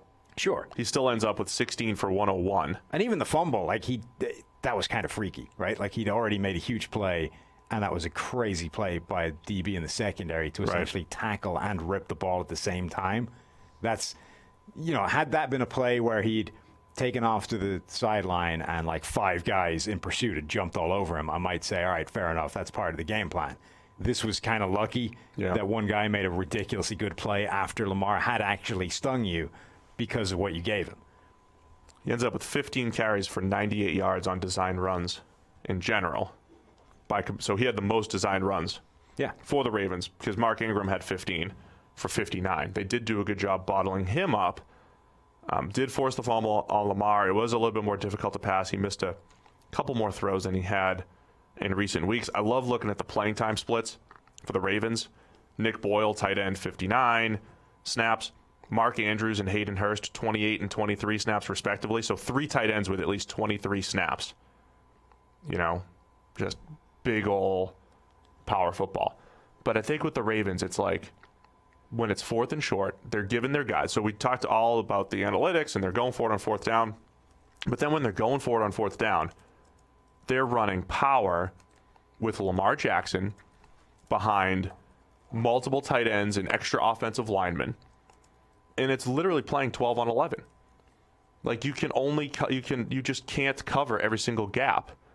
And all you need is one decent block, and Lamar Jackson's going to pick it up.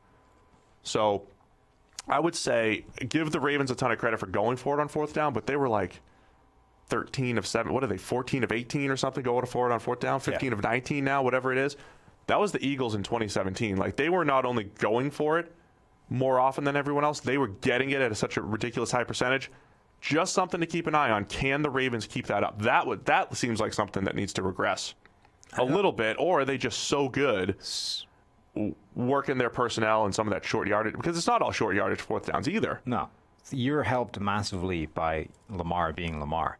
His ability to avoid taking direct shots is pretty nuts. Well, that's the thing that makes sorry, I'm interrupting you again. Particularly for a quarterback, right? Right. Like, his ability to cut at speed and just go from you were one-on-one with this guy with a decent chance to stop him like immediately to crap, he just cut inside me. The best I can do is ankle tap him now and he'll get 3 yards.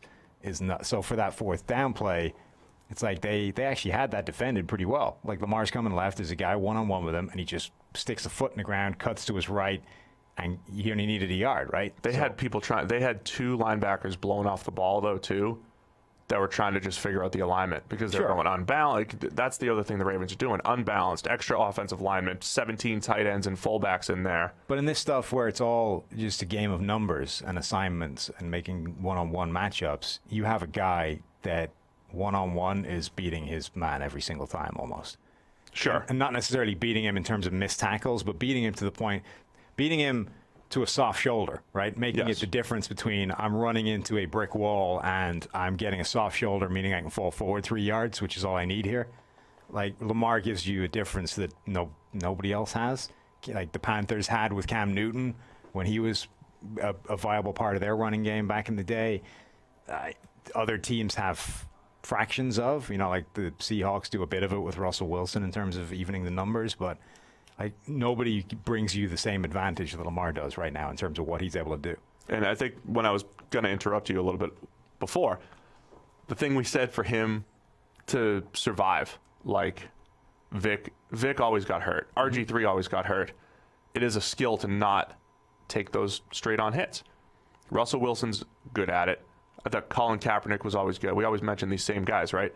Lamar has been pretty good at it. His early preseason runs, though, I thought he was taking a ton of hits, right? The first couple of years in the league, when he was taking a few too many big hits. I think he's improved at keeping himself safe while still obviously being dynamic and efficient as a runner. I think he still takes a lot of hits, but his thing is he's so good, he's so dynamic as a runner that he avoids the biggest hits that would be problems.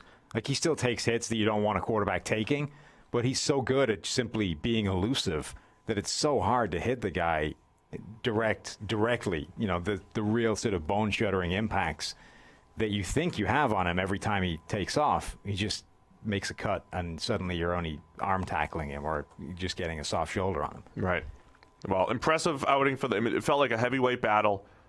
Two of the best teams in the NFL going at it in rough conditions. I credit the 49ers, man. That's tough. Rain game, cross-country, 1 o'clock start.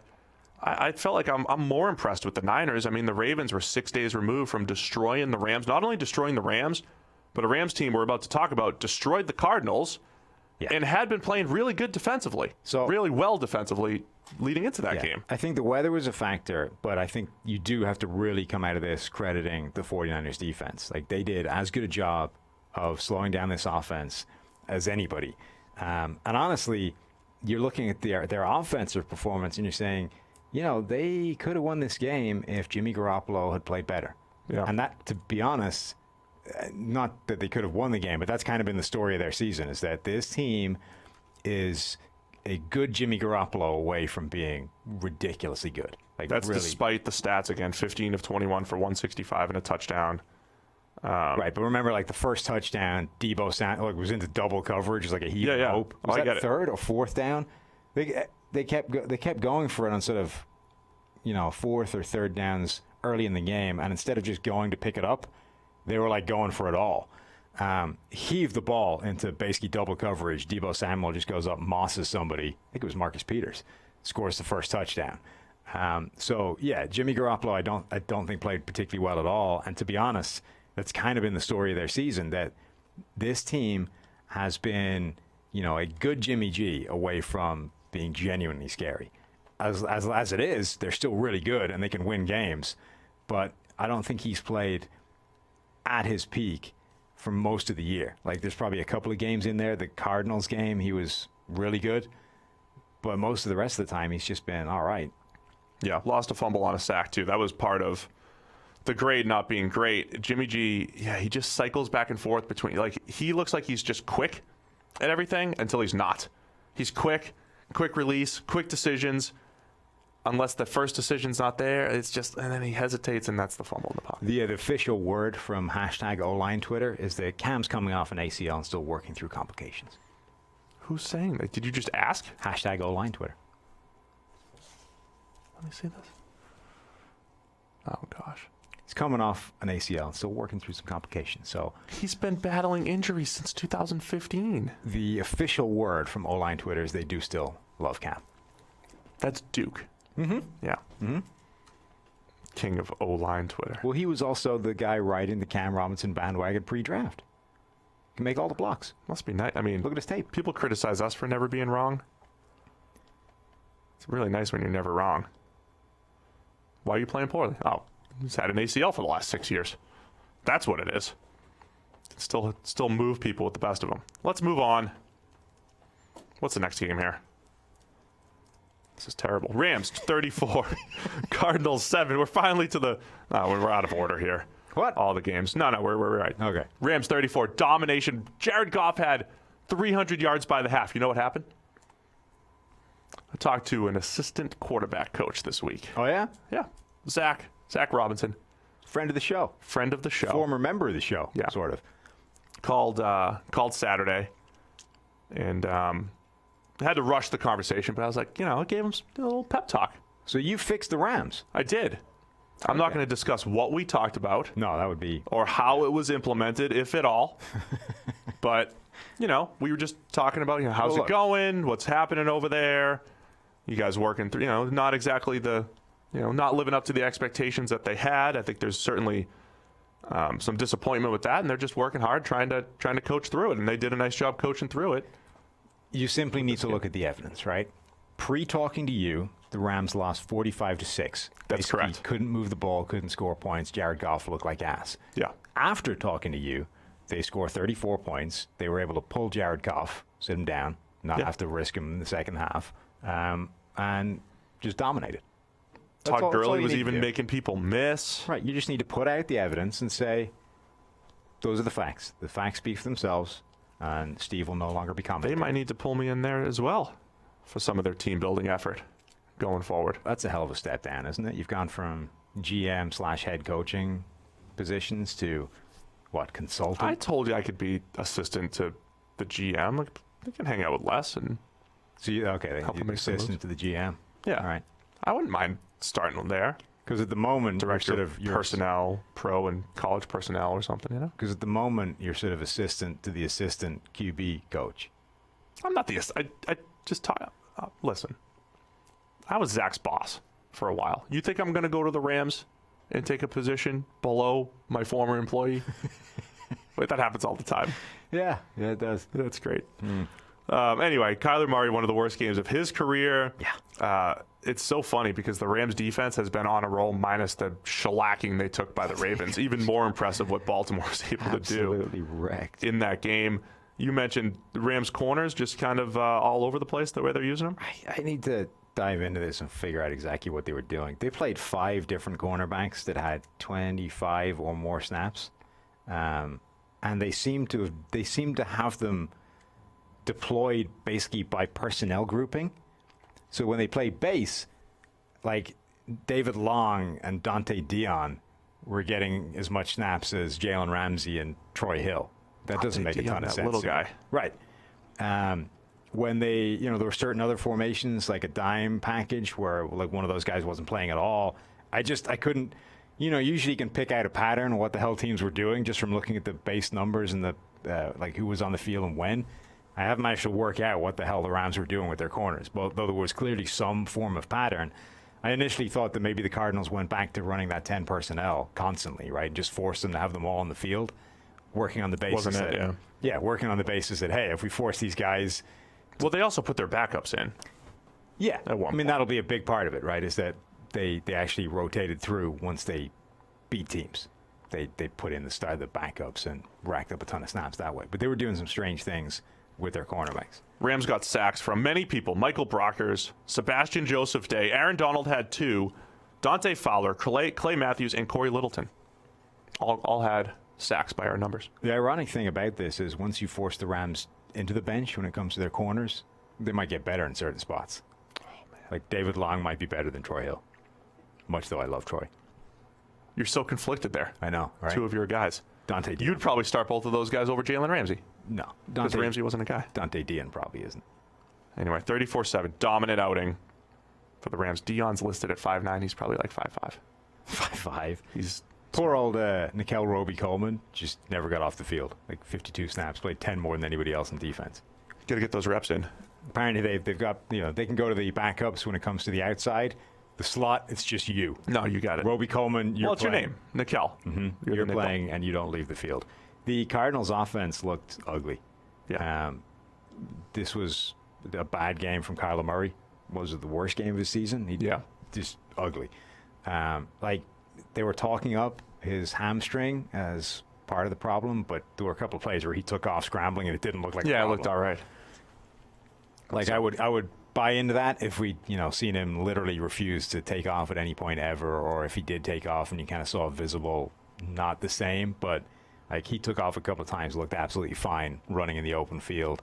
I don't think the hamstring was a reason behind anything that happened in this game. It's really going to kill the narrative of, well, since week 5, Kyler's been on the upswing.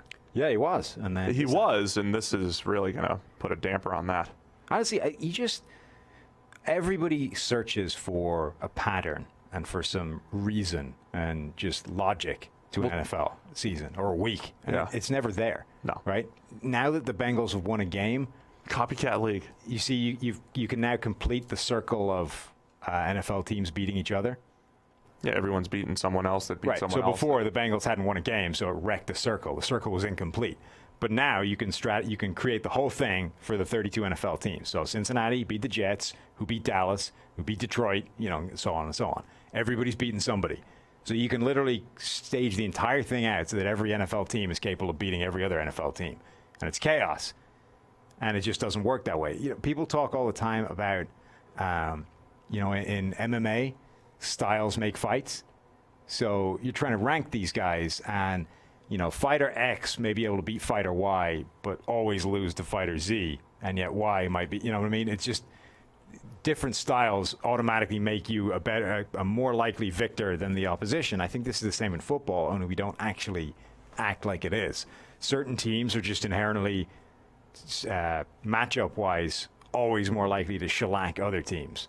It doesn't necessarily mean that they're better than another team that won't. Right. It just means that matchup. Matchup stuff matters massively. And games, I think there's a different game plan every single week. It does matter. Yeah.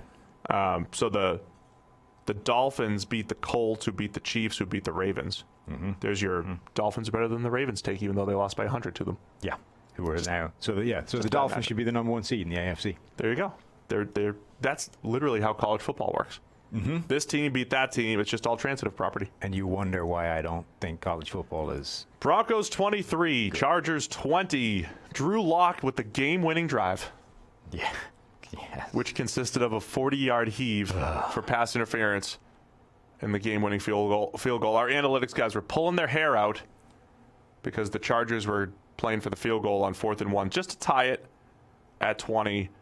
They still would have said, go for it. Well, so it wasn't so much that they were kicking at that point that was upsetting them. It was more the plays before that essentially was settling for the field goal opportunity.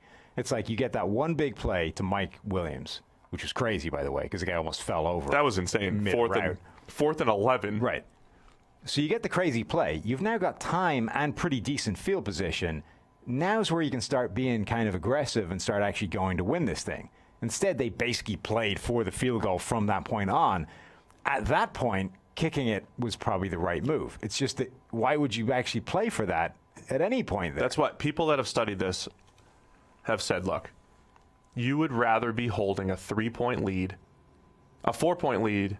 Sorry, you'd rather be holding a 3-point lead than a 4-point lead. So the Broncos were better off being up 3 than having the extra point and being up 4. Because if they're up 4, the Chargers are definitely going to go for it on 4th down every time, and they're going to play for the touchdown. And when they're more aggressive, you're more likely to give up the touchdown. When you're up 3, the offense tends to go into a shell, and their mentality is like, oh, we're down 3, we could tie it up. Not even realizing that, take the percentage of the field goal out there. Once you hit it and tie it up, now it's at best a 50-50 proposition that you're going to win the game. 50-50. Yeah. Because, it could go to overtime, whatever. That's not even adding to the fact that the Broncos can get the ball back. In today's NFL, you're one pass away from being in field goal range, plus in Denver, and literally one pass away, just a deep pass interference. So that's the other side to it, right, is that when you play for that field goal, it's so much easier to get into field goal range for the opposition in almost no time whatsoever. To score a touchdown in almost no time whatsoever is hard. To actually just execute one play and essentially put yourself in with a chance of kicking a field goal is really not that hard, particularly in this age of pass interference lunacy Right. Nobody has any idea what the hell's going to get called. Just throw a ball up and see what happens, which is basically what happened. So the Chargers, for some reason, decided that, no, let's just play. Let's play for the field goal. Let's tie it and take it to overtime, even though there's enough seconds left on the clock for Denver to get the one play, which is what they need to put it in. Really, once they got that completion to Mike Williams, they should have been aggressively trying to get a touchdown to end the game. And even only when they couldn't achieve that, let's then settle for the kick. Drew Lock's debut, though. Yeah, the beautiful, man, Cortland Sutton, man. Some of the stuff he's doing. Yeah. Great. Locke had the really bad misread of linebacker for an interception over the middle. Other than that, it was okay. Phillip Rivers was playing badly enough early in the game that we've reached TV directors instructing their people to keep a camera on Tyrod Taylor at all times. That's where we are right now with Phillip Rivers. Come on, he's not that bad. There was a camera on Tyrod from like 12 minutes in the first But this is quarter. what I mean. Everybody just wants to like draw a line in the sand. Phillip Rivers old. He's coming off a couple bad games, therefore he's lost it. That's it. Move on to the next guy. Like if he was in his fourth year playing like this, which guys do all the time, there's no discussion. Yeah. He actually played reasonably well in Then this he was game, fine after despite that. the early stuff. Yeah, it's good enough. Anyway, quick break to tell you about our friends over at Western and Southern. It doesn't matter if it's football or financial wellness. The right questions will always give you the best chance for a win.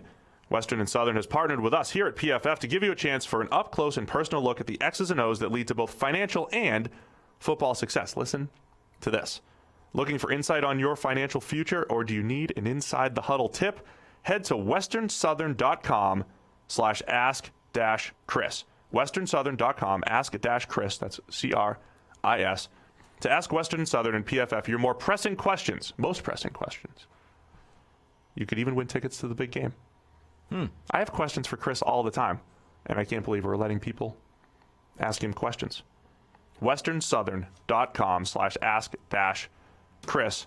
Get your most pressing questions answered. So Broncos win, 6-win team. So they're on their way to their 6 wins. 2 more games to wrap it up. What do we got? Pittsburgh Steelers 20, Cleveland Browns 13. This felt like a matchup where it's Duck against Baker. Baker's going to start figuring out here in the second half of the season. They're up 10-0, and Duck ends up playing well, and that Steelers defense cracks down. Baker got outdueled by a guy called Duck. Yeah. That's not good. No. Not good for Baker. Duck's over Baker. They made made a big deal in the broadcast about how badly they were missing Greg Robinson. Yeah. To be fair, Justin McRae played badly, very badly, in fact, and that didn't help. But so did Chris Hubbard on the other side, and generally their offensive line has been pretty bad all season long. So it didn't help, but I find it hard to believe that was the problem. The first time these two teams played, like I was basically predicting that being the matchup that favored the Steelers and was the reason they would win the game. Didn't happen the first time out, but it kind of came true this time, right? The Steelers' defensive front is just way better than the Browns' offensive line and pass protection, and that was going to be a problem, for most of the game. And that's kind of the way it manufactured itself. Bud Dupree was shut out in the last matchup. Remember, he had that 2-game stretch where he only had 3 pressures on like 1 million rushes? Yeah. He's back again, 3 sacks and 9 hurries over the last 2 weeks. Dust off the Bud Dupree is good takes again. Yeah, TJ Watt remained good. They both had 2 sacks in this game. TJ Watt also had 2 hits, 3 hurries. Javon Hargrave was wrecking people inside. Cameron Hayward is always good. So they had 4 legitimate problems for the Browns offense to deal with, of which they didn't. Yeah, Cam Hayward is quietly in the middle of the best season of his career. A lot of seasons in the 80s, he's crept up over 90.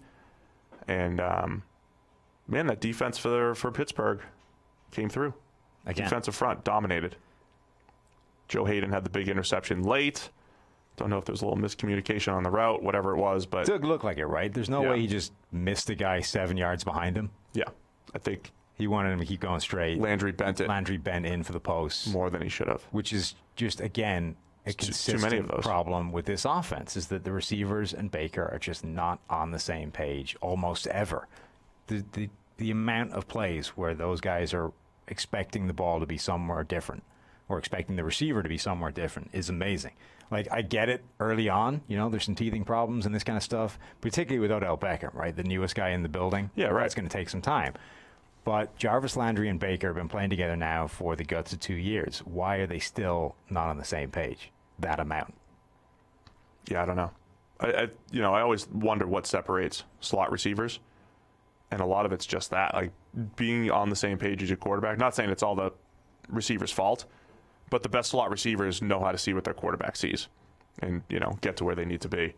Fascinating number here. Yeah. Steelers missed, as we're talking up their defense, 17 tackles. That's a lot. In a win. Yeah.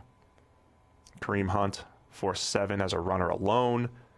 Didn't seem to matter, but just, shows how dominant the Steelers were up front, even though they couldn't tackle.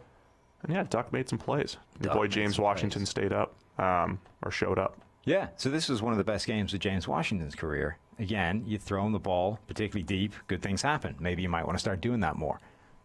4 catches for 111 yards and a touchdown, including the touchdown was where he was being horrifically interfered with. Still caught it anyway. Yes, that was nice. Washington has legitimate skills, particularly down the field. This is what he did all the time in college. That was what he was best at. Grant, they haven't had the best quarterbacks to take advantage of that. But look, at some point, it's easy enough to see a guy in single coverage and just heave the ball in his direction and give him a chance. Like Ryan Fitzpatrick does that in his sleep. Yeah, Can't be that hard, right? Just give the guy a chance. And when you do, good things tend to happen. The Browns might miss Myles Garrett a little bit. Sure. Pass rush, not getting home. They had one guy, one sack from Chad Thomas, a couple QB hits. Nobody had more than one. Not enough pressure on the Duck. Not enough pressure on the Duck. Not enough pressure. We're not calling him Duck anymore. Steelers staying alive, man. They're in that wild card race. And their game against Buffalo, I think it's a couple weeks from now, right? Flexed. Yeah. Sunday Night Football. Right. Who would have thought that before the season? Especially with Roethlisberger down. Did you see him, Duck, that is, arrive at the stadium? They show the walk-in, through the bowels of the stadium, I did not. Through the tunnel. So, the way, a lot of quarterbacks, they roll in there in a suit or something fancy. Yeah. Duck cruises in there in, a camo hoodie. Ah. Yeah. Nice. He was only missing the high-vis hunter's jacket, Yeah. and those weird boots they all wear. He's a duck hunter. Yeah. For Duck. Oh, man. Go Steelers. They win 20-13. And now Sunday Night Football. Texans 28, Patriots 22. Almost kind of made it interesting at the end. The onside kick that went out, but this was the Texans in control pretty much from start to finish. Yeah, there was a few games this week. This is another one where I don't think the score was the score was closer than the game was. Yeah. This really wasn't particularly close. The Texans pretty much dominated, and only right at the death they played that ridiculously soft defense where it's okay, we're going to let you score pretty quickly because we believe there's not enough time left for you to score all of the points you need to get. New England also was not moving quickly at all. It was almost like they said, we just have to score these touchdowns just to get an onside kick opportunity. We don't care how much time we have left. It ended up kind of working out. It gave them the opportunity, but they had very little sense of urgency in the fourth quarter. I don't even think Brady was, he was just I'm done. Probably. Let's just get out of here without getting hurt, get some reps in. I suspect there was a lot of let's try and get things together. I honestly Forget think about winning. There's a reason why I think they pass when they're up a lot, is because I do think they believe in game reps, and I honestly think Brady was just out there running plays because he was checking to runs and stuff he's just hey, light box, I'm checking to a run. He was just going through the offense with no sense of urgency while they were down 3 scores. It's become a practice now. Right. The game is gone. Then they accidentally stumbled into we're within 6. Right. We don't think we're coming back, so let's just use this as an extended practice opportunity and try and get ourselves on the same page. Because at one point in this game, we saw this clip on the sideline of Brady basically imploring his receivers to be better. Yeah. Let's be faster, quicker, more explosive. Have you seen who your receivers are? That's not happening in the course of a sideline. I think it's the slowest team in the league. Other than, Dorsett's out there with a little bit of juice, but it's not Mohamed Sanu's not all that fast right now, especially on a hobbled ankle. Edelman's he's quicker than fast. We know that, obviously.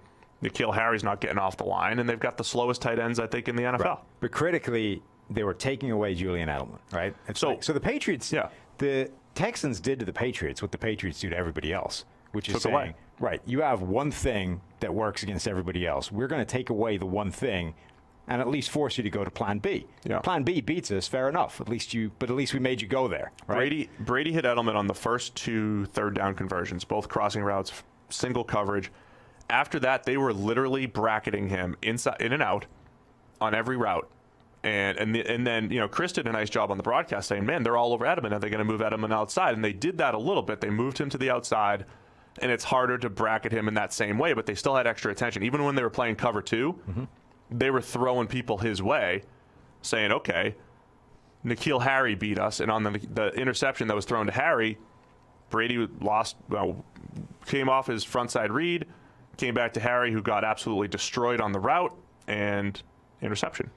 Yeah, and honestly, that should be the game plan for everybody playing the Patriots right now. Like, Edelman is the guy that Brady wants to go to. Take him away.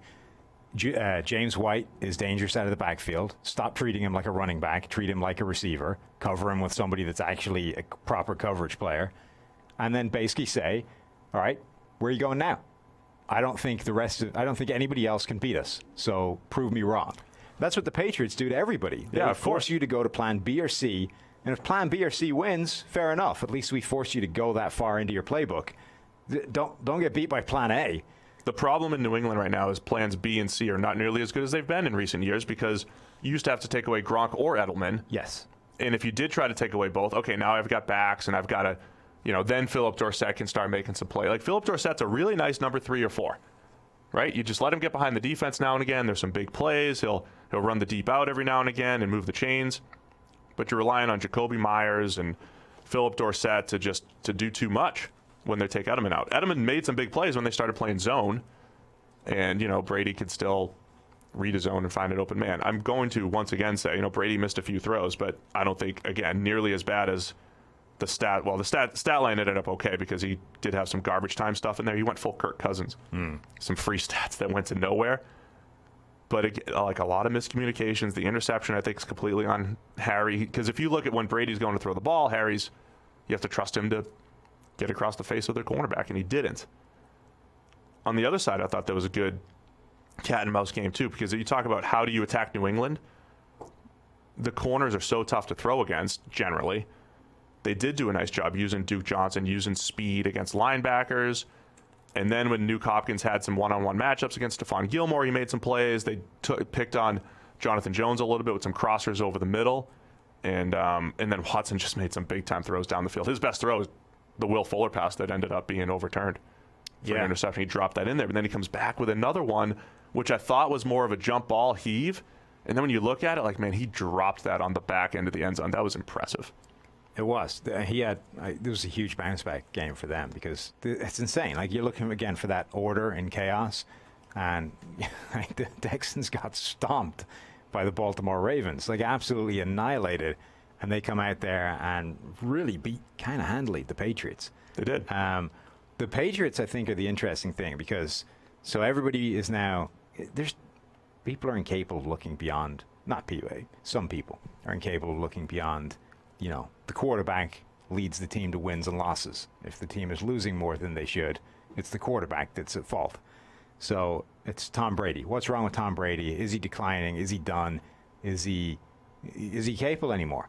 And Tom Brady is not the problem with this Patriots offense. But I do think that Tom Brady may no longer be capable of papering over the problems in a way he was in the past. I think the Patriots, now granted, not for a while, but I think the Patriots have had supporting casts as bad as this in the past, right? Mm-hmm. And Brady has been good enough that it didn't matter. Like, he's been able to turn stooges into really useful players and just win because he's Brady. I think now he actually needs more help from these guys. And if you're able of executing a game plan like the Texans were yesterday of saying, right, we're going to force you to plans B and C, I don't know that Brady is capable of overcoming that anymore.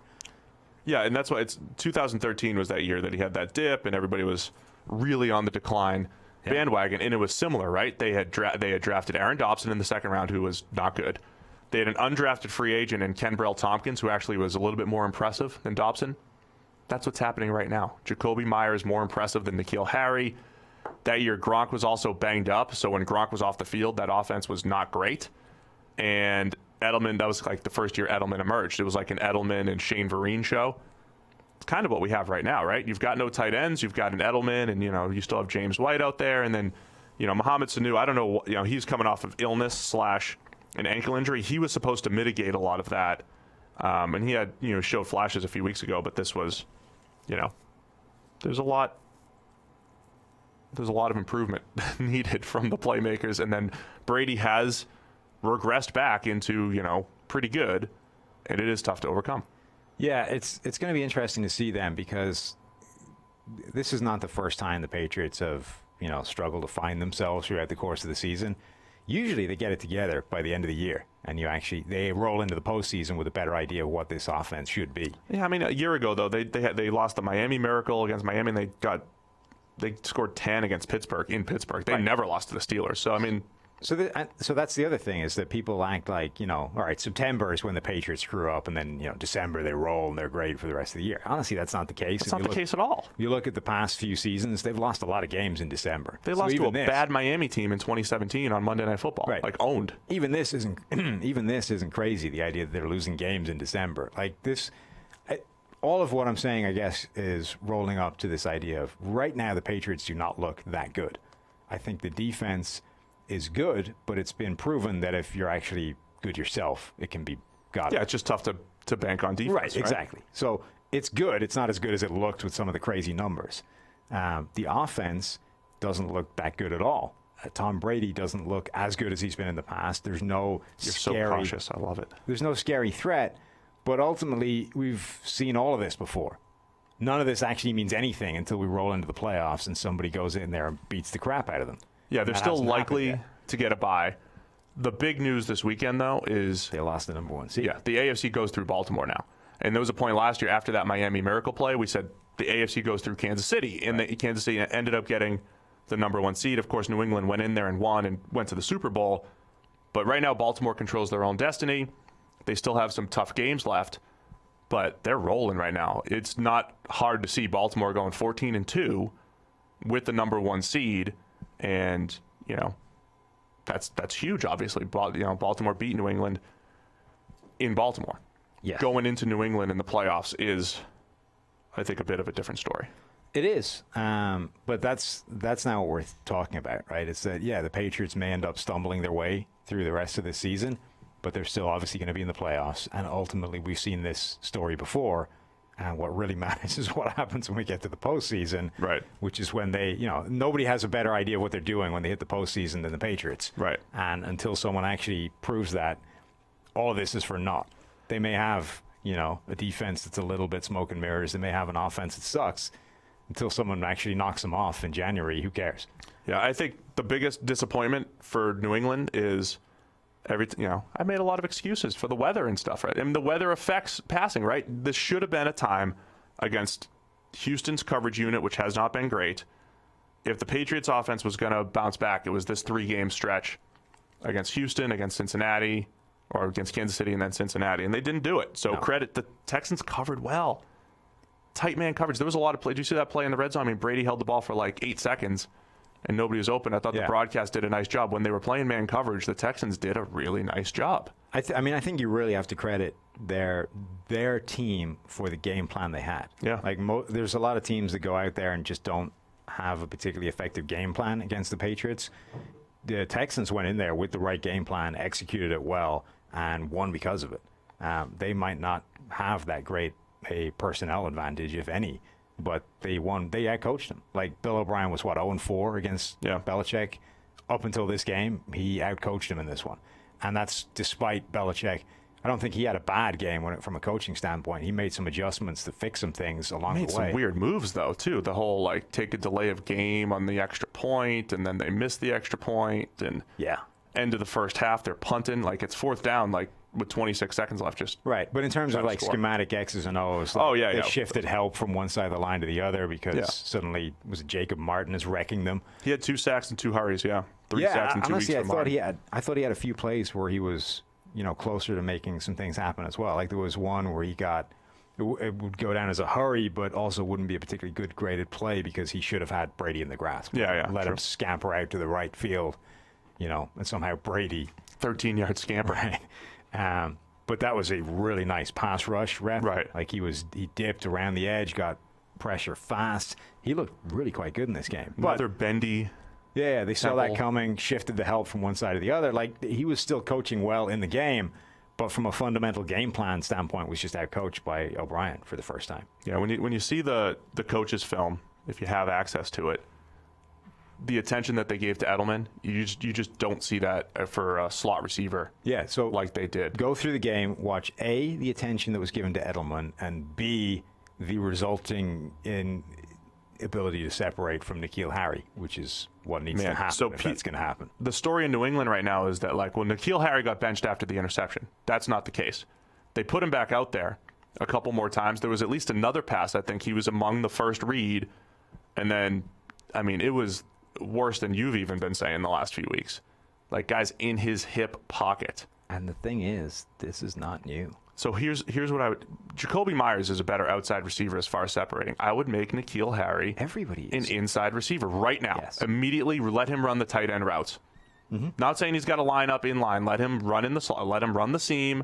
Throw a few up to him. Let him use his ball skills. Give him a free release because I would run verticals from the slot. Make him Marcus Colston. Yeah. Now. I was saying from the outset, if you expect N'Keal Harry to play as an outside receiver only and separate at this level, you're out of your mind because he couldn't do it at college. Yeah. Now, that's not to say there isn't a way he can be good, but you need to help him. You need to manufacture separation for him, and you need to basically throw him a bunch of contested catches. You need to treat him as open even when he's not, because that's what he's good at. If you expect him to actually generate separation, that's on you. Like, that's your screw up because this is his tape. This was at Arizona State. There's a ton of plays where you go through his final targets. I can't remember what the number was, but I went through every single target of his final season and counted up the number of plays where he had actual separation on the route. And there were more that were sort of manufactured free separation, right? Like it's a bubble screen. You know what I mean? Yeah, right. He hasn't had to do anything. He's good after the catch. Right. So there were more where he was open because of like a schematic manufactured play than there were of him actually generating separation. And I'm pretty sure the number of targets where he was legitimately open through his own route running separation was fewer than the number of fingers I have on one hand. Like it was single digits. It was low. Less than 5. Yes. It was not a high number of plays. Like, that's against Pac-12 cornerbacks. If you're expecting that to change at the NFL level, you're nuts, and you didn't do your homework well enough. Yeah. The end. Anyway, I loved how the Texans deployed their playmakers. I've said all season they've got, beyond Hopkins, I think they've quietly got this nice little group. When you use Duke Johnson for 5 catches for 54 yards, and you've got Kenny Stills out there, and I know Will Fuller drops the touchdown, but that deep speed just opens things up, and both tight ends show up with some plays. What? Drop is harsh. I'm sorry. Well, lost control. I didn't mean for it to be a drop, but it was a beautiful throw that easily should have been a touchdown. Will Fuller should have caught it. But Darren Fell's making some plays. Jordan Aiken's making, a nice play. And then Deshaun Watson caught a 6-yard touchdown pass on that trick play. Tricky. That was like that. The margin for error for that trick play seemed really small.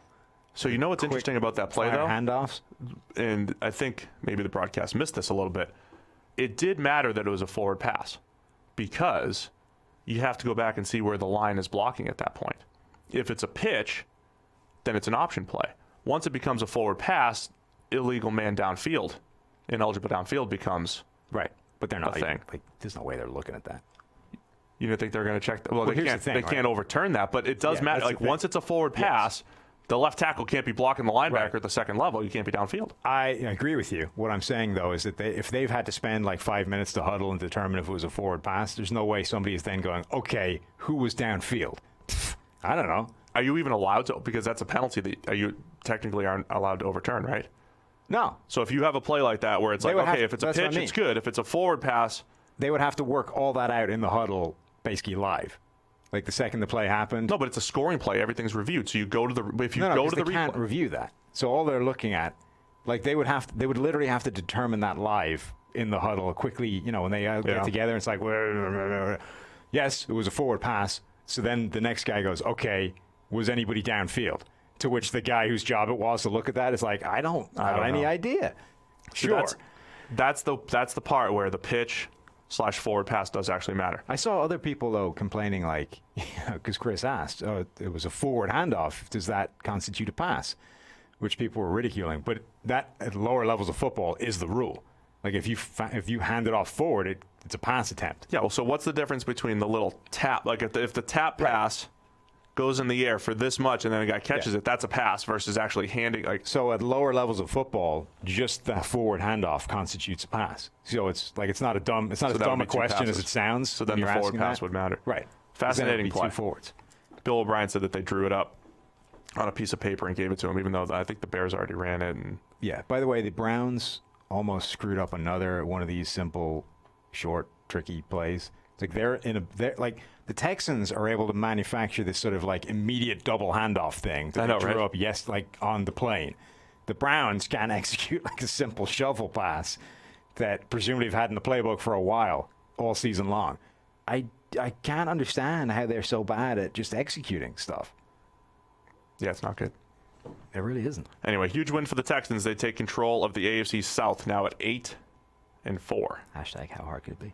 There you go. Week 13 in the books. Monday Night Football. What do we have tonight? Minnesota Vikings, at Seattle. Seahawks. This really doesn't feel like a game the Vikings have any shot at. This feels like standard lay an egg game. Is Brady just Kirk Cousins now? Is Brady? Think about it. He lost to the Ravens in prime time, lost to the Texans in prime time, and then just, got over 300 yards and free touchdown at the end. What if Tom Brady is Kirk Cousins and Kirk Cousins is Tom Brady? What if they flipped? Find out tonight. Monday Night Football, Vikings at Seahawks. I'm taking the Seahawks on this one. Yeah, same. All right, Ken, we're wrapping it up. Thanks to everybody for tuning in. We're going to be back Wednesday? Yeah. All right, Wednesday midweek mailbag, and then we'll be back previewing Week 14 on Thursday. Everybody enjoy Monday Night Football. Thanks for tuning in.